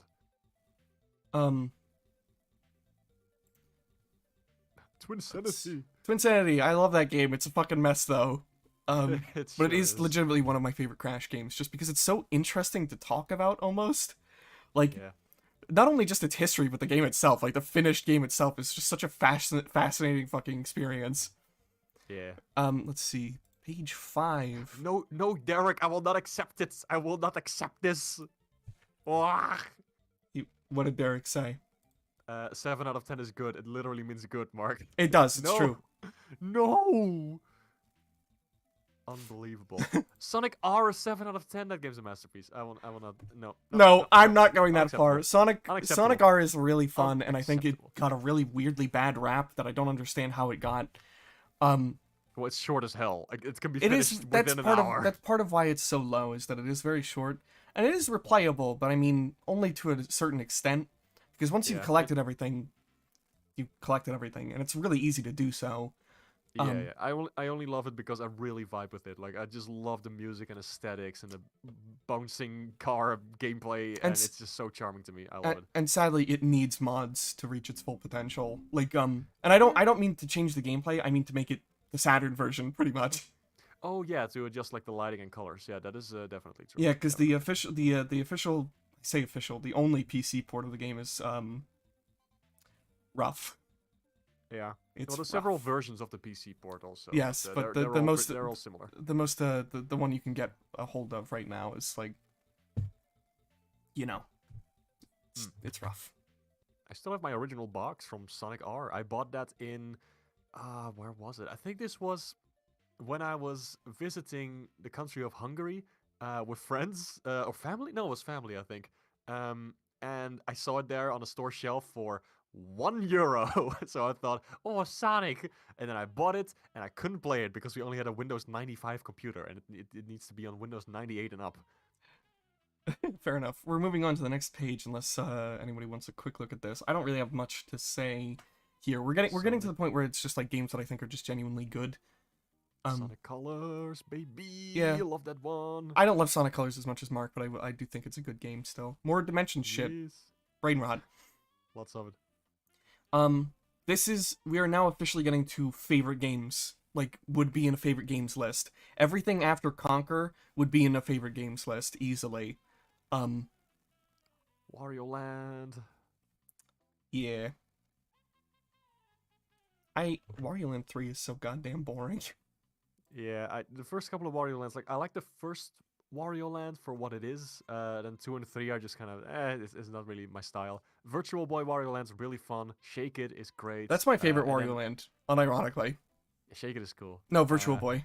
Oh, also a very good pick. And I think Wario Land 4 is just, like, fantastic. I haven't played enough of Wario Land 4 to put it on my backlog, but what I have played of it, I genuinely can't get into. It's super boring to me. I think you might like it more, like, if you put more time into it, because it takes a second before it clicks, but it gets really fun. Doesn't matter, Uncle Ben. Pizza Tower's better than all of them. Damn, I still haven't finished Pizza Tower. I never even bothered to finish that one. It's pretty neat. But, yeah, we're getting into like top tier shit now. And yes, I do put Majora's Mask 3D over the original because while it did change a lot of things, some for the worse, I genuinely think it is a better experience than the original Majora's Mask 3D. It's more playable for me. Yeah. Ratchet Deadlocked is base. I'm really starting to like this list. Hey, look, I have good opinions sometimes. I promise. Hot take time. Mario 64 is overrated. I think Banjo is better. A lot of people think Banjo is better. It's not a huge hot take. Hello? What? Ooh, what? You said oh, and I thought you like disappeared or something. No, so I typed something in the chat and it disappeared. It only posted the sunglass emoji. So after that, I retyped what I had. I haven't played the Anton Blast demo, but I don't think I could even if I did really like it, I still don't think I could say it's better than Pizza Tower because it's not finished yet. Dude, you gotta play the Anton Blast demo. I'm sure it's really good from what I've seen of it. It is so much fun. It's a lot more like Wario Land in some ways, and also like inspired by Crash in some ways. It is so fun and fast and fluid, and you can smash stuff. It's more about like smashing things than Pizza Tower, which is more of like a puzzle platformer. Well, I don't know what category it falls into specifically, but Anton Blast is like a fucking adrenaline rush. It is so fun. I love the pixel art. It is that one's gonna be good. I really think that one's gonna be good. Also, yes, Octodad is unironically this high up. I think that game is genuinely just good, and it's one of the few like games that was in the big like YouTuber game era that I think holds up as a non-YouTuber game. Like shit like I Am Bread. Nah, man, nobody gives a shit about that. But Octodad, I think, genuinely still a really good game, and I have to play Bug Snacks at some point. Their new game. That game looks so up my alley. Yeah. It's Bugsnax looks pretty cool, but Octodad is that one. That one just I've liked it a lot. It's just fun to play. It's so goofy, but not to the point where it's frustrating, and the story is nice. Also, yeah, I'm putting Mario 2 above Mario 3. Fuck all of you. You will die by Let's see, my hand. page 2. Here we go. We're starting to get to the 9s out of 10s here. And the very few amount of dimension stuff that has made it this high, because I think it's some of the best stuff that was introduced in the game. But yeah, this is hey, speaking we're back to the Kirby stuff. We're at the 8s out of 10s for Kirby. Yeah. The best Luigi's Mansion game, of course, is going to be ranked this high. Come on. Hat in Time is my favorite 3D platformer of all time. So, you know. It is nice. Just the level of Yakuza Metro is one of the best 3D platformers in gaming. It's well, levels, I mean, of worlds, whatever you want to call it. I love that one so much. Yeah. Let's see. Where's Ukulele? I should rank Ukulele live on stream. Although I haven't played a lot of it. Although I do think it's shit. Yeah, I was about to say, like, ranking. It feels more like it's a live execution. Love flipping shoutouts to Ukulele and the Impossible Lair. That is genuinely one of my favorite 2D platformers. It is baffling how well they turned it around and actually made a good ukulele game. It's not ukulele game right after the first. It's not my thing, but I see the appeal in that game. I understand why people would like it so much, as opposed to the original Ukulele, which I don't understand who the fuck that was for at all. I mean, I do. I understand the original audience it was intended for, but the original audience doesn't like it. So it was, I mean, the original audience, that was me at the time. I backed it on Kickstarter. I played it when it came out. I was like, that was pretty good. It's not as good as Banjo, but it's okay. And I'm glad we got a new 3D platformer, because we hadn't had really any new 3D platformers at the time. Now a lot of new 3D platformers are coming out, and just the charm and novelty has worn off, and it's not good. It's not great. It's alright at best. And here we are on the final page of my backlogged. These are the best of the best, no doubt about it. These are some of the best games I've ever played in my life, period.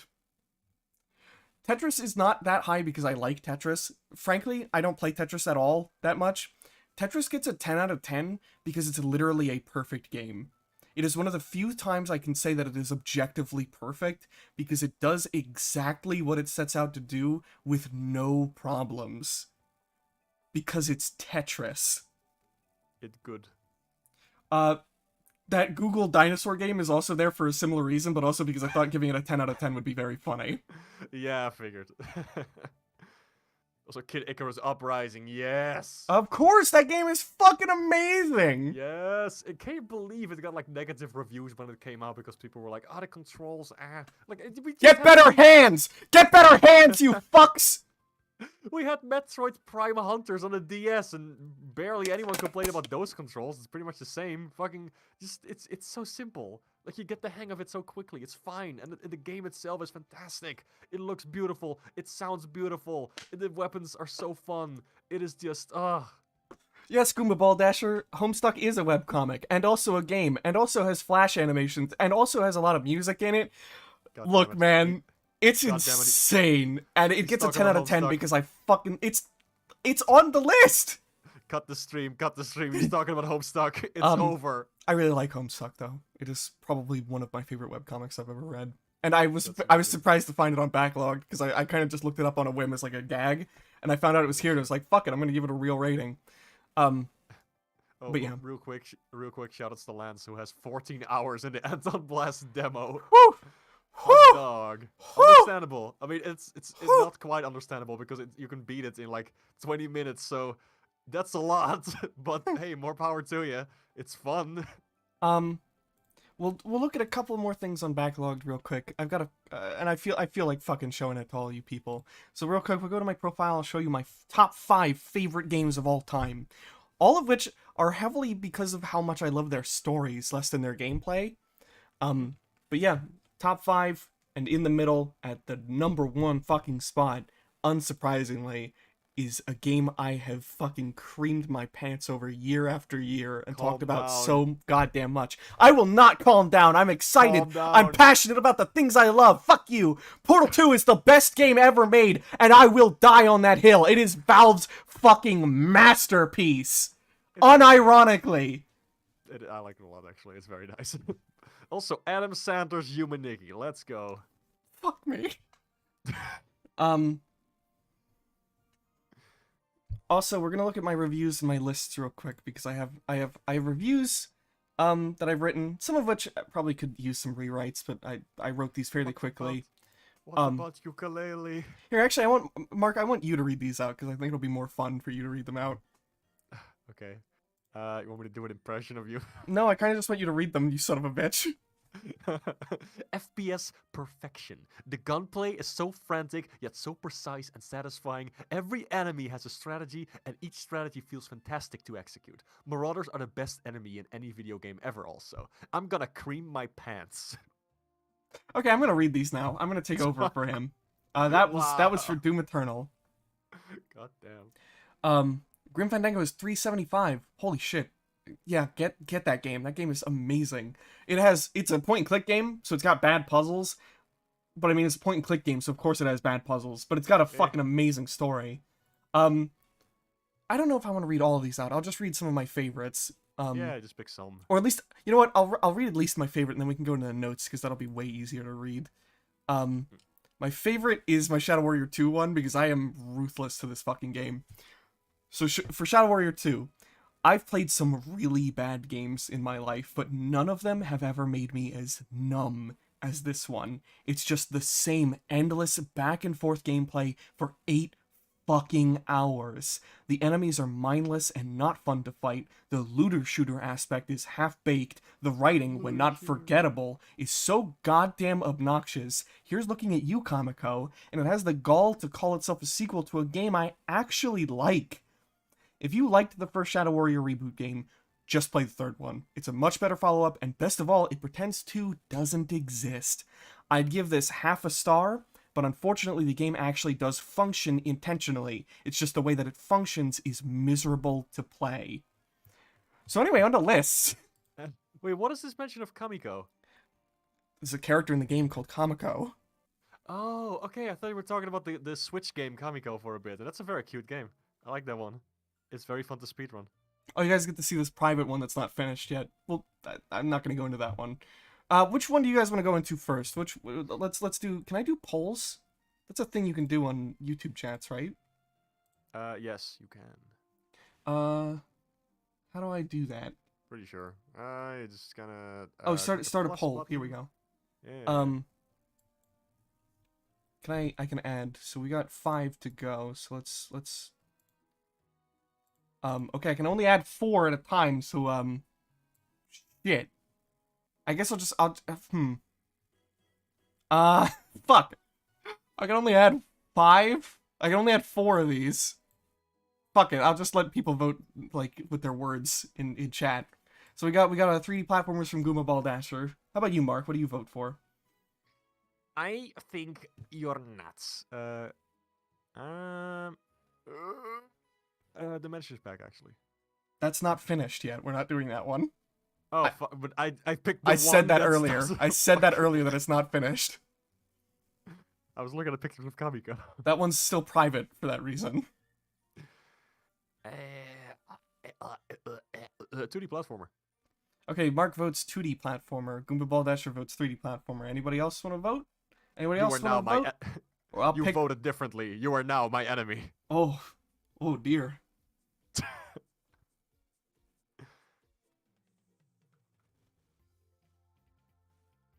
Gaming. All right. Gaming, I guess gaming, fuck it. I guess I'll just pick because nobody else seems to want to pick because you're all being quiet. So that means you all cares. get corporal punishment. Because nobody cares. Nobody's actually been watching. It's been me and 5 Oh. burner accounts. Oh. Did you also have that when you were younger? Whenever people would like, whenever you would like have friends, or if people talk to you online, that you would think like, oh, that's probably just my parents doing that because they know I'm lonely and Well, stupid. We're doing 3D platformers, I guess, even though we got Okay, sure, I'll just gloss over that.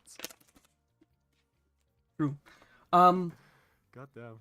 Let's see. I got notes for all of these. I love writing, by the way. Can you tell that I love writing? What? We'll start from Hat in Time, of course, because it's the top of the list. The best platformer I've ever played. I have nothing but kindness to say for this one. That's a Hat in Time's note. Sonic Adventure. Controls like a dream, but also jank as hell. Has got some great speedrunning tech, too. Yep. So all these notes are fairly quick, although I do get a little more in depth with some of the later lists. I think this is one of the first ones I wrote. But yeah, these are the rankings and these are the notes. A love letter to the series, old and new, good and bad, and that's for Sonic Generations. Mario 64. Let's see. Not my favorite sandbox Mario, but still very easy to get into and play today. Mario Sunshine. Odyssey and this are almost on the same level for me. Flood is a fantastic platforming tool, and the rest of the gameplay is far smoother and slicker than its predecessor, and I think I just made Mark angry by saying that. Mario Odyssey might be my favorite sandbox Mario, but Sunshine is a very close second in that case. Mario has never felt as good to control before or after. I think that's one me and Mark can actually agree on, though. Yeah, minus the Sunshine bit. Odyssey is fucking fantastic. It's just such a great game. And Yeah. then there's Bowser's Fury, which is possibly my favorite Mario, right up there of 64. It's such a fun. We're not just talking about compatible Bowser's game. Fury, though. We're talking about 3D World, too. That Nobody game cares. deserves credit. Fuck you. Nobody gives a shit about 3D. The main game It's- isn't. it's Fuck great. you! Shut the hell up! I'll kill you! 3D World is great. I like it, but it's just there. The main game is an absolute delight. Delight? Fuck me. The main game is an absolute delight. Course Clear has always been my favorite style of game for Mario, and that tied to the fantastic control of the other 3D outing. Fuck me, I can't speak. Of the other 3D outings would make this quite possibly my favorite of the franchise. Bowser's Fury brings it over the edge. Edging. Ape Escape! My favorite in the original trilogy. Less challenging than 2, but much smoother to play in my opinion. Ape Escape 2! My least favorite of the original trilogy. Not to say it's bad, far from it, but it's a little rougher around the edges in places personally. And Ape Escape 3, the final mainline game, and what a send-off. The game's TV and film theming is incredibly charming. Rayman Ape 2! Escape. Ape Escape on the loose. They finally fixed those bad controls. Best I'm game in gonna the kill series, you. easily. I'm gonna kill you. I'm gonna kill you. I'm gonna kill you. I want to say something that'll get me banned on YouTube to you son of a bitch. Okay. Let's see. Oh, by the way, for anybody who's behind, you can hit 2 times speed in the settings on the YouTube video to catch up a little bit more, because Yeah, YouTube it's, sucks. Yeah. Rayman 2 Revolution. Why Revolution? Why Revolution? Did I accidentally? I did. Fuck. PC version's better. Dreamcast version's better, actually, now. They're almost the same, but sure, if you want to count Dreamcast. PC version, PC version doesn't have fucking proper controller setup, so it's a little rough. Okay. Shut up. What the fuck? I prefer Rayman 3 tonally, but this is still a fantastic platformer all the same, with a distinct world and distinct characters. Yeah. Rayman 3! My favorite 3D Rayman easily. The platforming is even smoother than it was in the second, and they somehow managed to make combat in a 3D platformer fun and engaging. Watch Mark's yeah. Rayman 3 combat video. Yes, or better yet, watch my Rayman 3 combat video. Hey, and if you want to play the best 3D Sonic game, play Sonic Robo Blast 2. I'm gonna be a little rough. It's a fan game, so I won't be mean, but I don't actually think Robo Blast 2 controls all that well. Yeah, I could never get into it. Yeah, I respect it like a lot because it's a very impressive fan game, but Yeah. at the same time, I don't like playing it. No, Sorry. I don't know. Yeah. Crash 4. Well. Mark's most hated game ever of all time! Grr, I wish all the developers who worked on Crash 4 had a nice day. Fuck them. Anyway, Crash 4, the best Crash game, hands down. The character physics are absolutely on point, the level design is top-notch, and the art direction is to die for. One of these statements is correct. Psychonauts. One of Double Fine's absolute best. The platforming is floaty, yet it has such great flow. The writing is hilarious as well. 2 is better. The perfect follow-up. A bit different to control this time, but not in a bad way. The visuals got a huge go-up, and the writing is still funny while also being a bit more emotionally resonant. Recommend turning narrative combat on if you aren't enjoying that aspect of the game. Oh, absolutely. The combat didn't do much for me. It was. Yeah. I thought it would be great because it does a lot of stuff that Rayman 3 does, but in the end, it just turns into this long, annoying mess. Unfortunately for me. Just can I just please clarify in Crash 4 before people actually kill me? I think it's cool. I love the cutscenes. I love the characters. I love the world. I'm so glad to see Crash back. I love the visuals. Like I think the redesigns and art style are fantastic. Music is great. I don't like playing it. I don't really like the physics. I don't like the level design. It's his banjo. It's his banjo. Wow. Wow. I think that's fair to say. Damn. I'm not insulting you. No, but I love everything about Crash except for playing it. Like that's the thing. It's just I like the first 3 games. I think they're quite fun. And they never resonated with me that much. But Crash 4, like, nah, man, it's just it doesn't feel satisfying to play through these levels to me at all because you constantly have to like miss all these boxes. But the only really satisfying part for me is like completing it with all the boxes. But then the box placement is like awful in this. Derek said you hate it, which means you hate it. So, Anyway, moving on to Tak and the Power of Juju. My least favorite of the classic Tak games. These games are strange, but super memorable. I also made a video on the original trilogy that you can watch here. You actually put a fucking link You're in there. goddamn right I did, baby! Sell out. Fucking sell out. Tak 2 might be my favorite of the original trilogy, although I do think the third game is more consistently good. Lots of quality of life stuff added here, alongside the game being far more linear than its predecessor. I also made a video on the original trilogy that you can watch here. Unbelievable. Unbelievable. Tak the Great Juju Challenge. I adore this one. The gameplay is the same as Tak 2's more or less. The gameplay is the same as Tak 2's more or less, but the addition of co-op genuinely makes this one of the most fun 3D platformers I've ever played. I also made a video on the original trilogy that you can watch here. No, really? Oh my god, I need to see this! A short hike, a lovely, relaxing time well worth the low price tag. The PSX stylings are also very nostalgic. Are you ready, Mark? What? Are you ready, kids? I would put the original here, but this one is more accessible and overall pretty much the same game with what I'd call minor differences. A love letter to the show and a great game for its fans. I made a video on this version and the original version that you can find here. Holy shit. Oh, I wonder what's gonna be in this note. I fucking wonder. You better not disappoint. There it is! The movie. I think I prefer this one over BFPB, to be honest. It's meaner and more jank, but I like that stuff in a game. I also just prefer the more linear design. I made a video on this game to coincide with my BFPB video that you can find here. Amazing. I'm so sorry for advertising my videos that I put time and effort into. Yeah, it's gross. Disgusting. Never do it. Nobody should see your work. It's only art if nobody looks at it. All plugs are shameless if you're not a bitch. You can plug anything.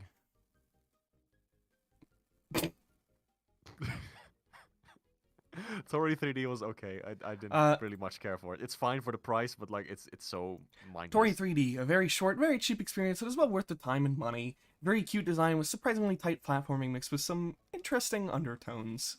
It doesn't do anything with it though. It's just kind of there. It doesn't need to. Undertones. It doesn't need to go that deep into it. It's just fucking. Yeah, it's a $1 game. It's worth $1. Don't you think you're expecting just a tad bit too fucking much for a game that costs literally 99 cents? I would gladly pay like 5 times the price if it did more with its concept. Okay, but it's not that price, so I don't really feel like it's fair to criticize that aspect that much. I know. I just feel like in some small ways they could have made it so much more fun. And just 2D platformers. It's fine.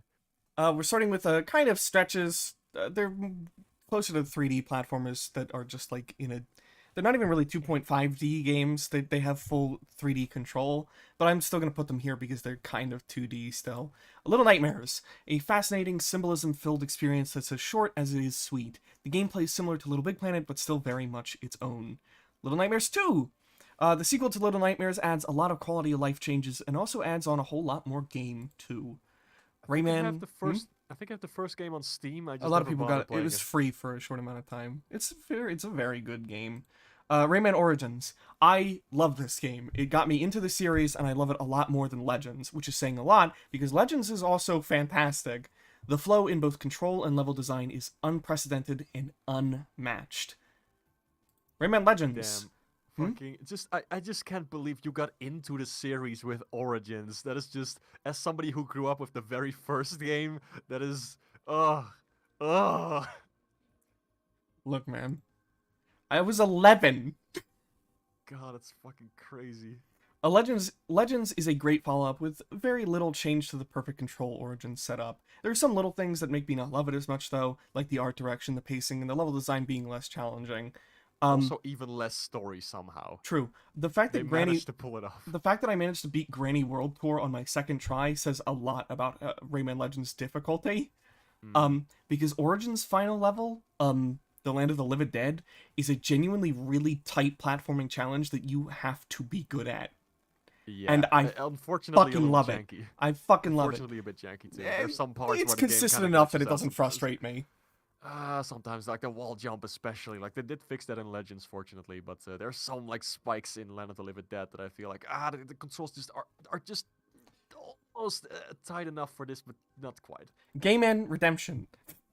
Rayman Redemption turns one of my least favorite games into one of my favorites. Raimani is a fucking wizard, and I'm glad to call him my friend. Aww. He is awesome. Sonic CD. Yes, over Sonic 1 and 2. I will die on that hill. Not everybody's favorite, but it's definitely one of mine. I love how charming this game is, to the point that some of the legitimate issues people have with it don't bother me much. Sonic Boom, the song, not the game, kicks so much ass. Important clarification. It is. It is. Sonic 3 and Knuckles. If Mania didn't exist, this would be my favorite classic Sonic game. Brings the platforming back from Sonic 1 and actually makes it work with the flow that was introduced with 2. The perfect balance, and they actually managed to make getting the Chaos Emeralds fun too. Yes. Pretty Sonic... Well, no, actually, oh fuck. Oh, for a second, I thought you were talking about Mania. No, poopy, blue spheres, bad. Blue spheres is fun once you get good at it. Poopy. I'm sticky, back. This place smells like burning flesh. True. Hello, Magalor. Somebody said you were being mean about the Rayman Origins thing, and I don't think you were being mean. That wasn't in a mean way. More like, oh god, I can't believe people grew up. He's like... old, is what he was getting at. I'm old. Help me. Sonic Mania, the best of the best, no doubt. Sonic Mania is the best game to come out of this series, and while it shares number 1 with Adventure and Unleashed for me, it's the one I would recommend to newcomers every time. I think that's more than fair. Although, I did not give it a 10 out of 10. I think I gave it a 9. It would have a higher rating if it was fully original levels. Yeah. I do like the remixed classic levels, but the fact that I've been there, done that so many fucking times in this series does hold it back a little bit. Sadly. Super Mario World. My second favorite course clear game and easily the best of the original 4 Mario games. The art direction is amateurish, yet charming, and the gameplay is smooth as hell. I have opinions. Yep. Kirby 64. The more I play Crystal Shards, the more and more I find that I like it. Easily one of my favorite Kirby games, even if it is a bit slower paced than most of them.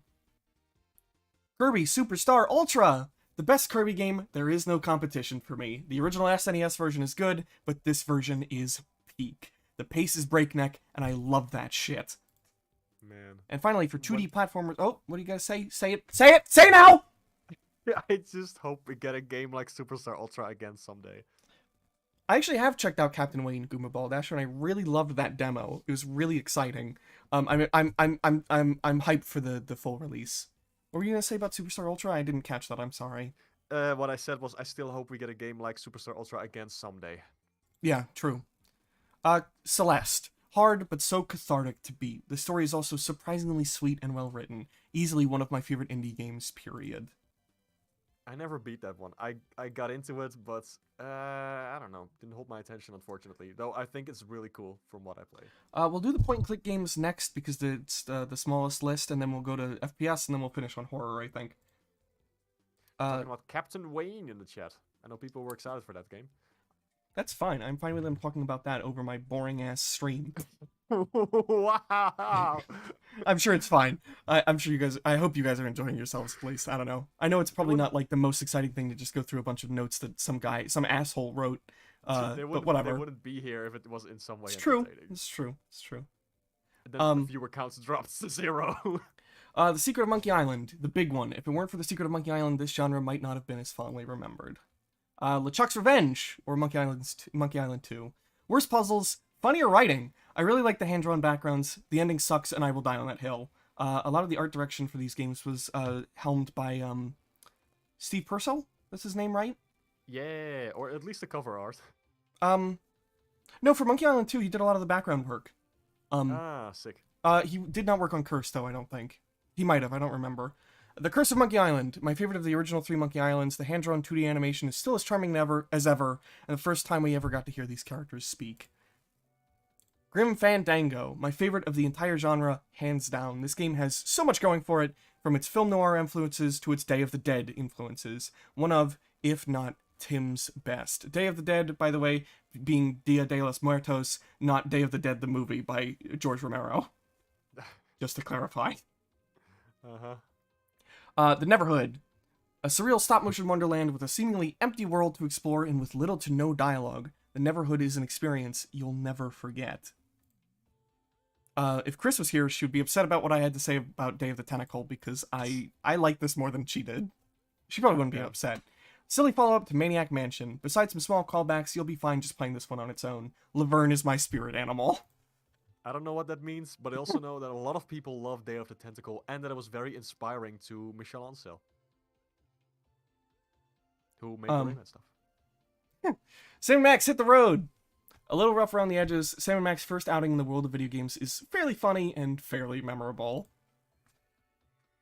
The Walking Dead. Stretching a little bit, but I love this game too much to not put it here. If the ending doesn't at least make you teary-eyed, then you're probably a monster or something.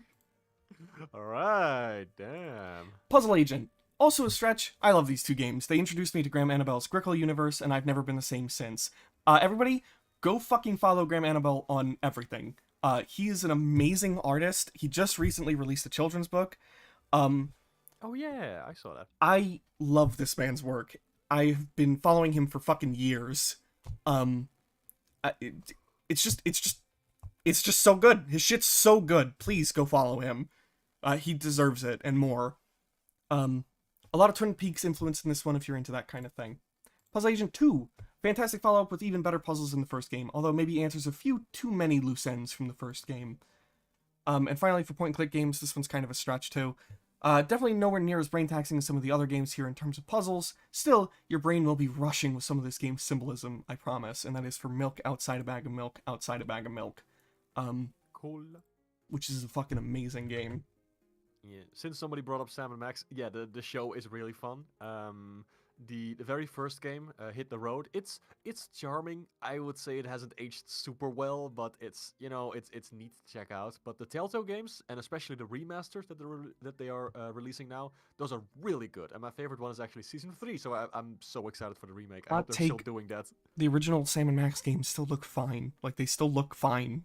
I They don't... look okay. You say... But you've said they look ugly before. Yeah, Season 1 and Season 2, I think look kind of ugly because I think they look fine. Everything is like so compressed, the lighting is gross, and just, I don't know. Like the remasters look way better, and Season 3 already looked great, and I hope they retain the style in the remaster, because that game has like its own vibe and was like released much later. But Season 1 and Season 2, like you can definitely tell like the graphics were not really a priority. I guess it just looks very rough to me. Alright, first-person shooter Rex. Starting with the best of the best, unironically, this is the best fucking shooter ever made, and I will die on that hill. Doom Eternal! This is the absolute peak. No shooter has topped this one for me since it released in 2020. So slick and intricate, so fast-paced, and so goddamn intense. This game is like a drug to me. Goes well with fried chicken. Not explaining that one. I don't know what that means either. Half-Life. Because you piss while you play it? No.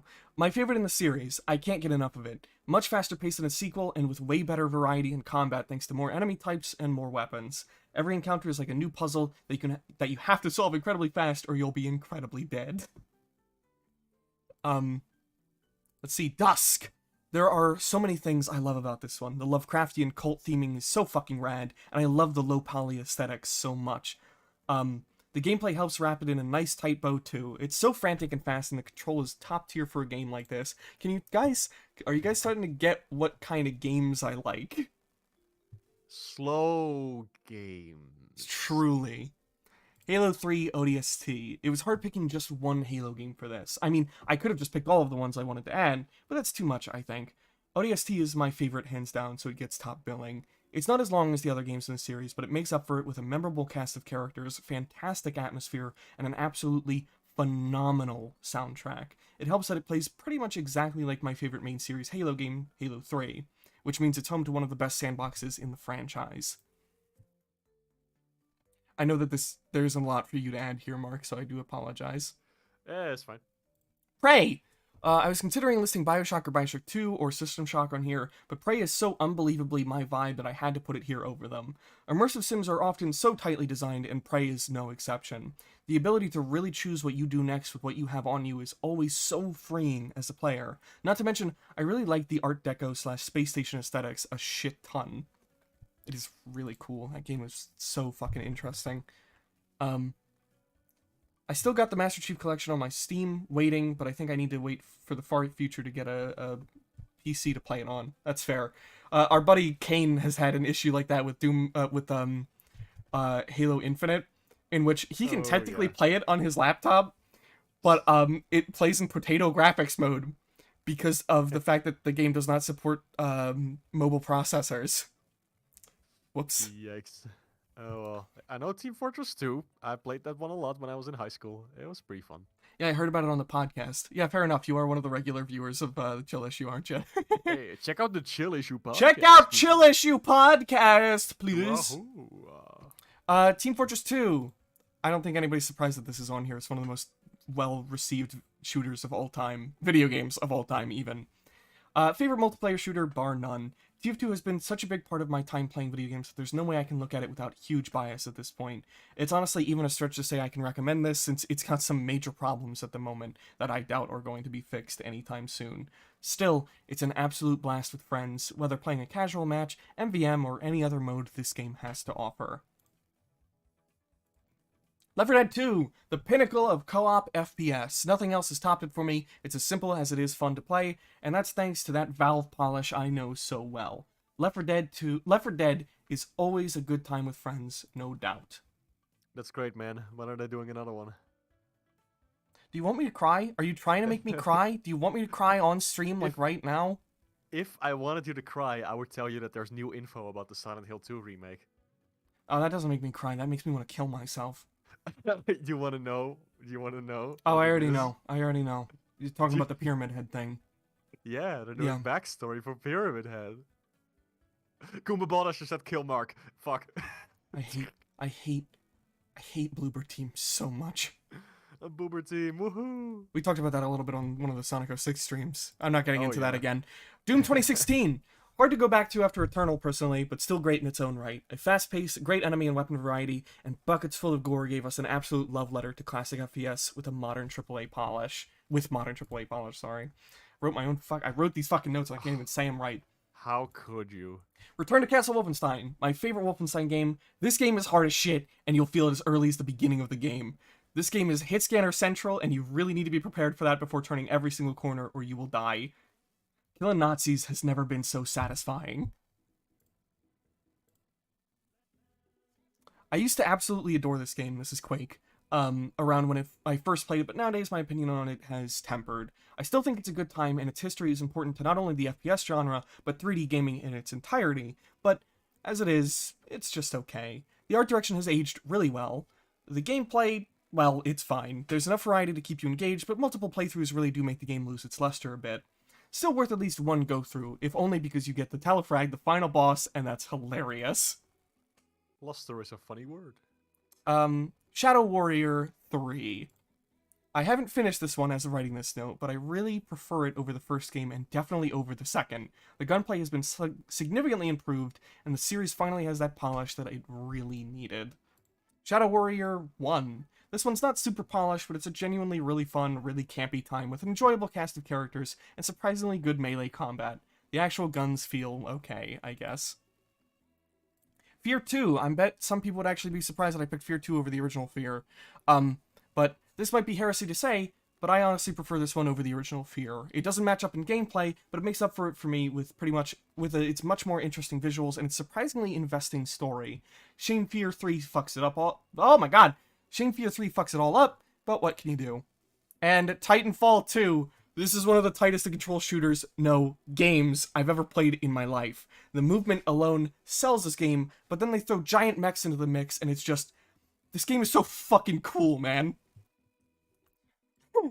And finally, we will be moving on to the horror recommendations. Yeah. Let's see. Let's check out chat real quick, though. I think I stepped on a knife. That's great, Magalore. Yeah, keep it up. TF2, good presentation, characters, and dumbass lore. Good balanced gameplay that turned to shit the moment more and more weapons got added and got flooded with bots and shitty players. Yeah, kind of true. Good list. Thank you. Our final list. Horror Rex. Here we go. Also, I sent you a DM. Can you please put this picture on the screen? Oh boy.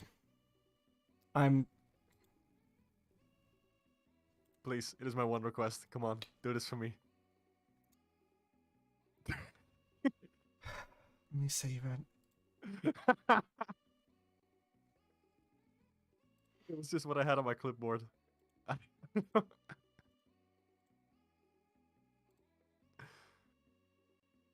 Don't worry, guys. The wait will definitely be worth it. Sure. Absolutely. Mm-hmm. This is so gonna be worth it. Oh, just the build up and the hype. Like you already know. It's We're gonna put that in the top right corner, kind of small. Here you go, everybody. So anyway, Happy No Nutty November. Oh my god, hate you, man. Anyway, Silent Hill. My least favorite of the original trilogy, but still fantastic in its own right. I'd recommend playing this one before playing Silent Hill 3. Shut up! It's just there. Silent Hill 2, Restless Dreams. Or just Silent Hill 2, really. The best of the best. People put this one on a pedestal for a reason. I'd recommend playing this one before Silent Hill 4, The Room. Silent Hill 3. Might be my favorite Silent Hill game, honestly. The others disturbed or unnerved me. This one terrified me. I also love Heather as protagonist. I always go back and forth between Silent Hill 2 and 3. Like, I love those games pretty much equally, and it fluctuates which one is my favorite of the two. Milk Inside a Bag of Milk Inside a Bag of Milk. A short yet unnerving visual novel. A simple premise with a very fascinating and unique visual style. And, of course, Milk Outside a Bag of Milk Outside a Bag of Milk. More of a point-and-click than a visual novel this time. The production quality is higher, and the game is also a tad longer with far more endings. All with something different to say about our lead character. That game has a fully animated intro, which was just shocking to see when it released. It was really cool. The original Resident Evil remake, a bit harder to get into, especially without knowing how to progress, but it's definitely worth experiencing at least once. Not to mention many of the future entries will be kind of confusing without having played this one. Resident Evil 2 remake, my absolute favorite in the series. I even like it more than 4, but don't tell anyone. You just told everyone! Resident Evil 7 Biohazard, or Biohazard 7 Resident Evil. Definitely one of the scariest in the series. I still prefer 2, though, especially because at least on the first playthrough, it still feels tense the whole way through. On my first run of 7, however, once I got stronger firepower, which happens fairly early in the game, the story stopped getting to me nearly as much, or the horror stopped getting to me nearly as much. Still, though, has some great moments, maybe even some of the best in the series, and still worth playing. Call of Cthulhu, Dark Corners of the Earth. Janky, but if you're into Lovecraft, The Shadow over Innsmouth specifically, you'll find a lot to like here. The game's never really that scary. Honestly, it's pretty cheesy, but that's part of its charm. Extremely good atmosphere helps to make up for some of those issues too. Can you guys tell that I heavily edit my audio for my videos? No. Little Nightmares. Hey, we're here again. There's very little I don't adore about this game. It's so tightly made from the art direction to the control. Makes sense coming from Little Big Planet devs. There's a lot to be wrung from this game symbolically too, but that's all a bit much to get into with just a simple note.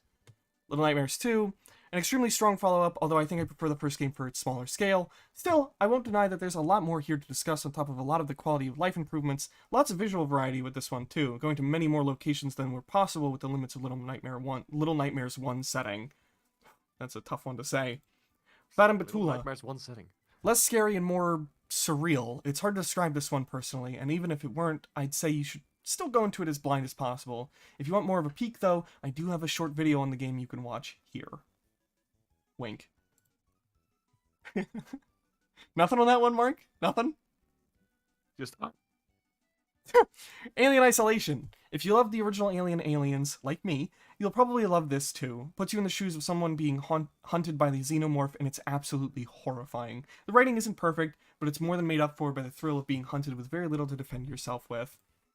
Iron Lung.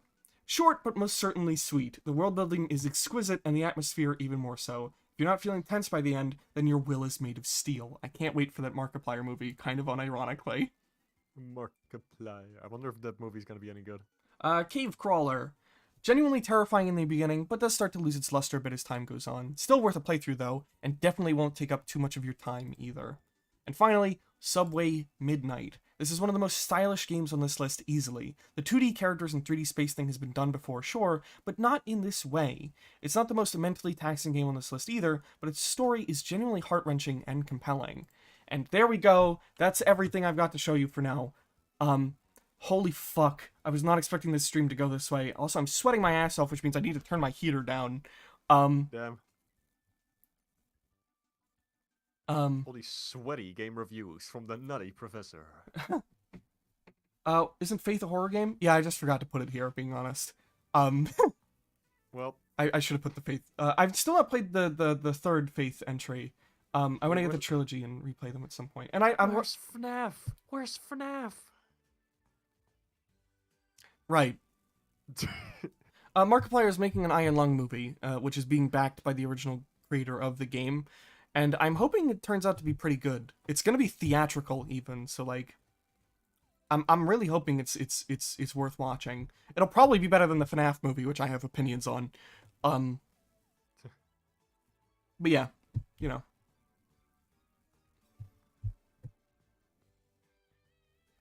Unless anybody has any final things to say. I mean, we kind of ran the course of this stream back in the Kirby stuff anyway. Like, this is all just add-on now. Um, I've got pretty much nothing more to add to this vibe stream. We're gonna call this a vibe stream because we didn't really get loud or anything. We didn't play any games, you know. Except the game of life. Rank the FNAF games. I've already ranked the FNAF games that I've played on my backlogged, but I will rank Ukulele real quick, unless I already have, which I don't remember. Yay! Ukulele mentioned. I wonder when Platonic Games is gonna make another game, because it's been so long since their last thing, and I hope they're doing well. There you go. That's Ukulele, everybody. Wow. And, Yeah. And let I me mean abandoned, unfinished, and staying. That's a 3 out of. I would still give it like a 5. I No. guess it's playable from start to finish. They did improve a couple of things in later updates. I will say that they just never bothered to finish it because there was supposed to be some kind of like Easter egg thingy or like a special thing if you played the demo. Hey, I was and you nicer didn't than go to this the than final some game, people. Look at this, fucking the top review right here is 1 star.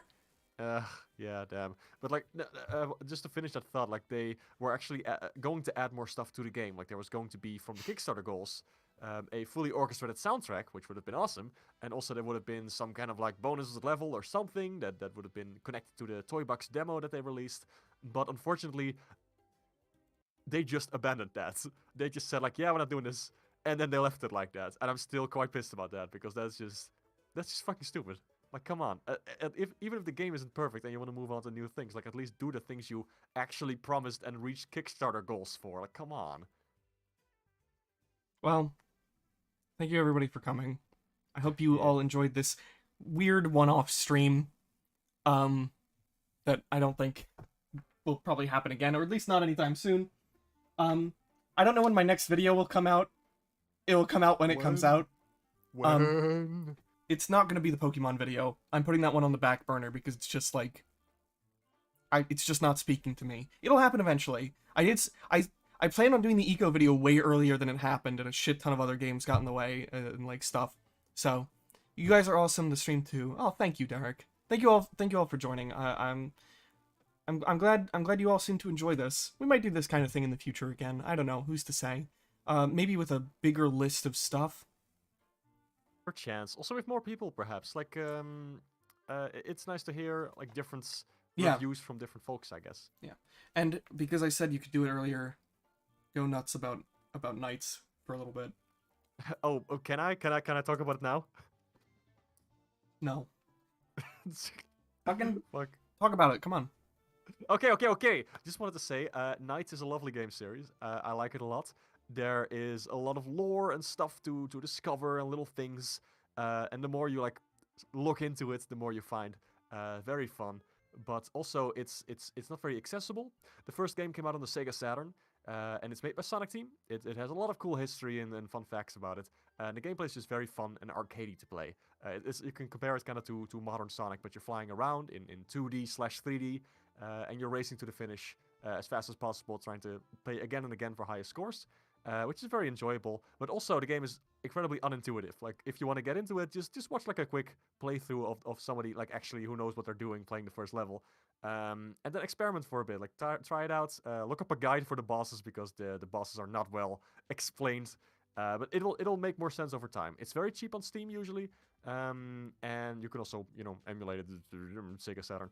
And the sequel game on the Wii is also quite fun, a little easier to get into, but it has like a different kind of vibe. It's more about clearing levels as opposed to replaying over and over to get higher scores. So Check them out. I highly recommend them. They're criminally overlooked, very charming games, and I would love to see them back. True, Derek.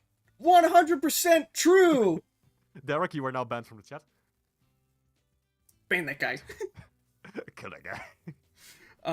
Epic. Thank But you. yeah. This has been my TED Talk. I'm glad we all had fun. I don't know what the fuck I'm gonna stream next. I don't know when I'm gonna stream next. Who knows? Mario. Maybe Mark will unban me from his stream someday too. Maybe I'll get to be on What? one of his again. I don't remember doing that, but it sounds very based. I'm so glad I did that. Oh. Best decision in my life.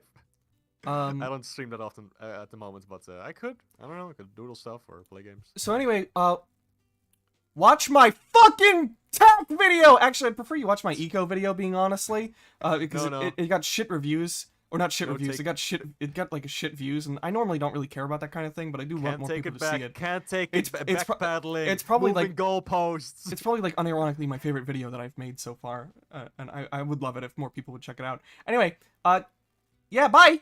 Ooh. Gaming.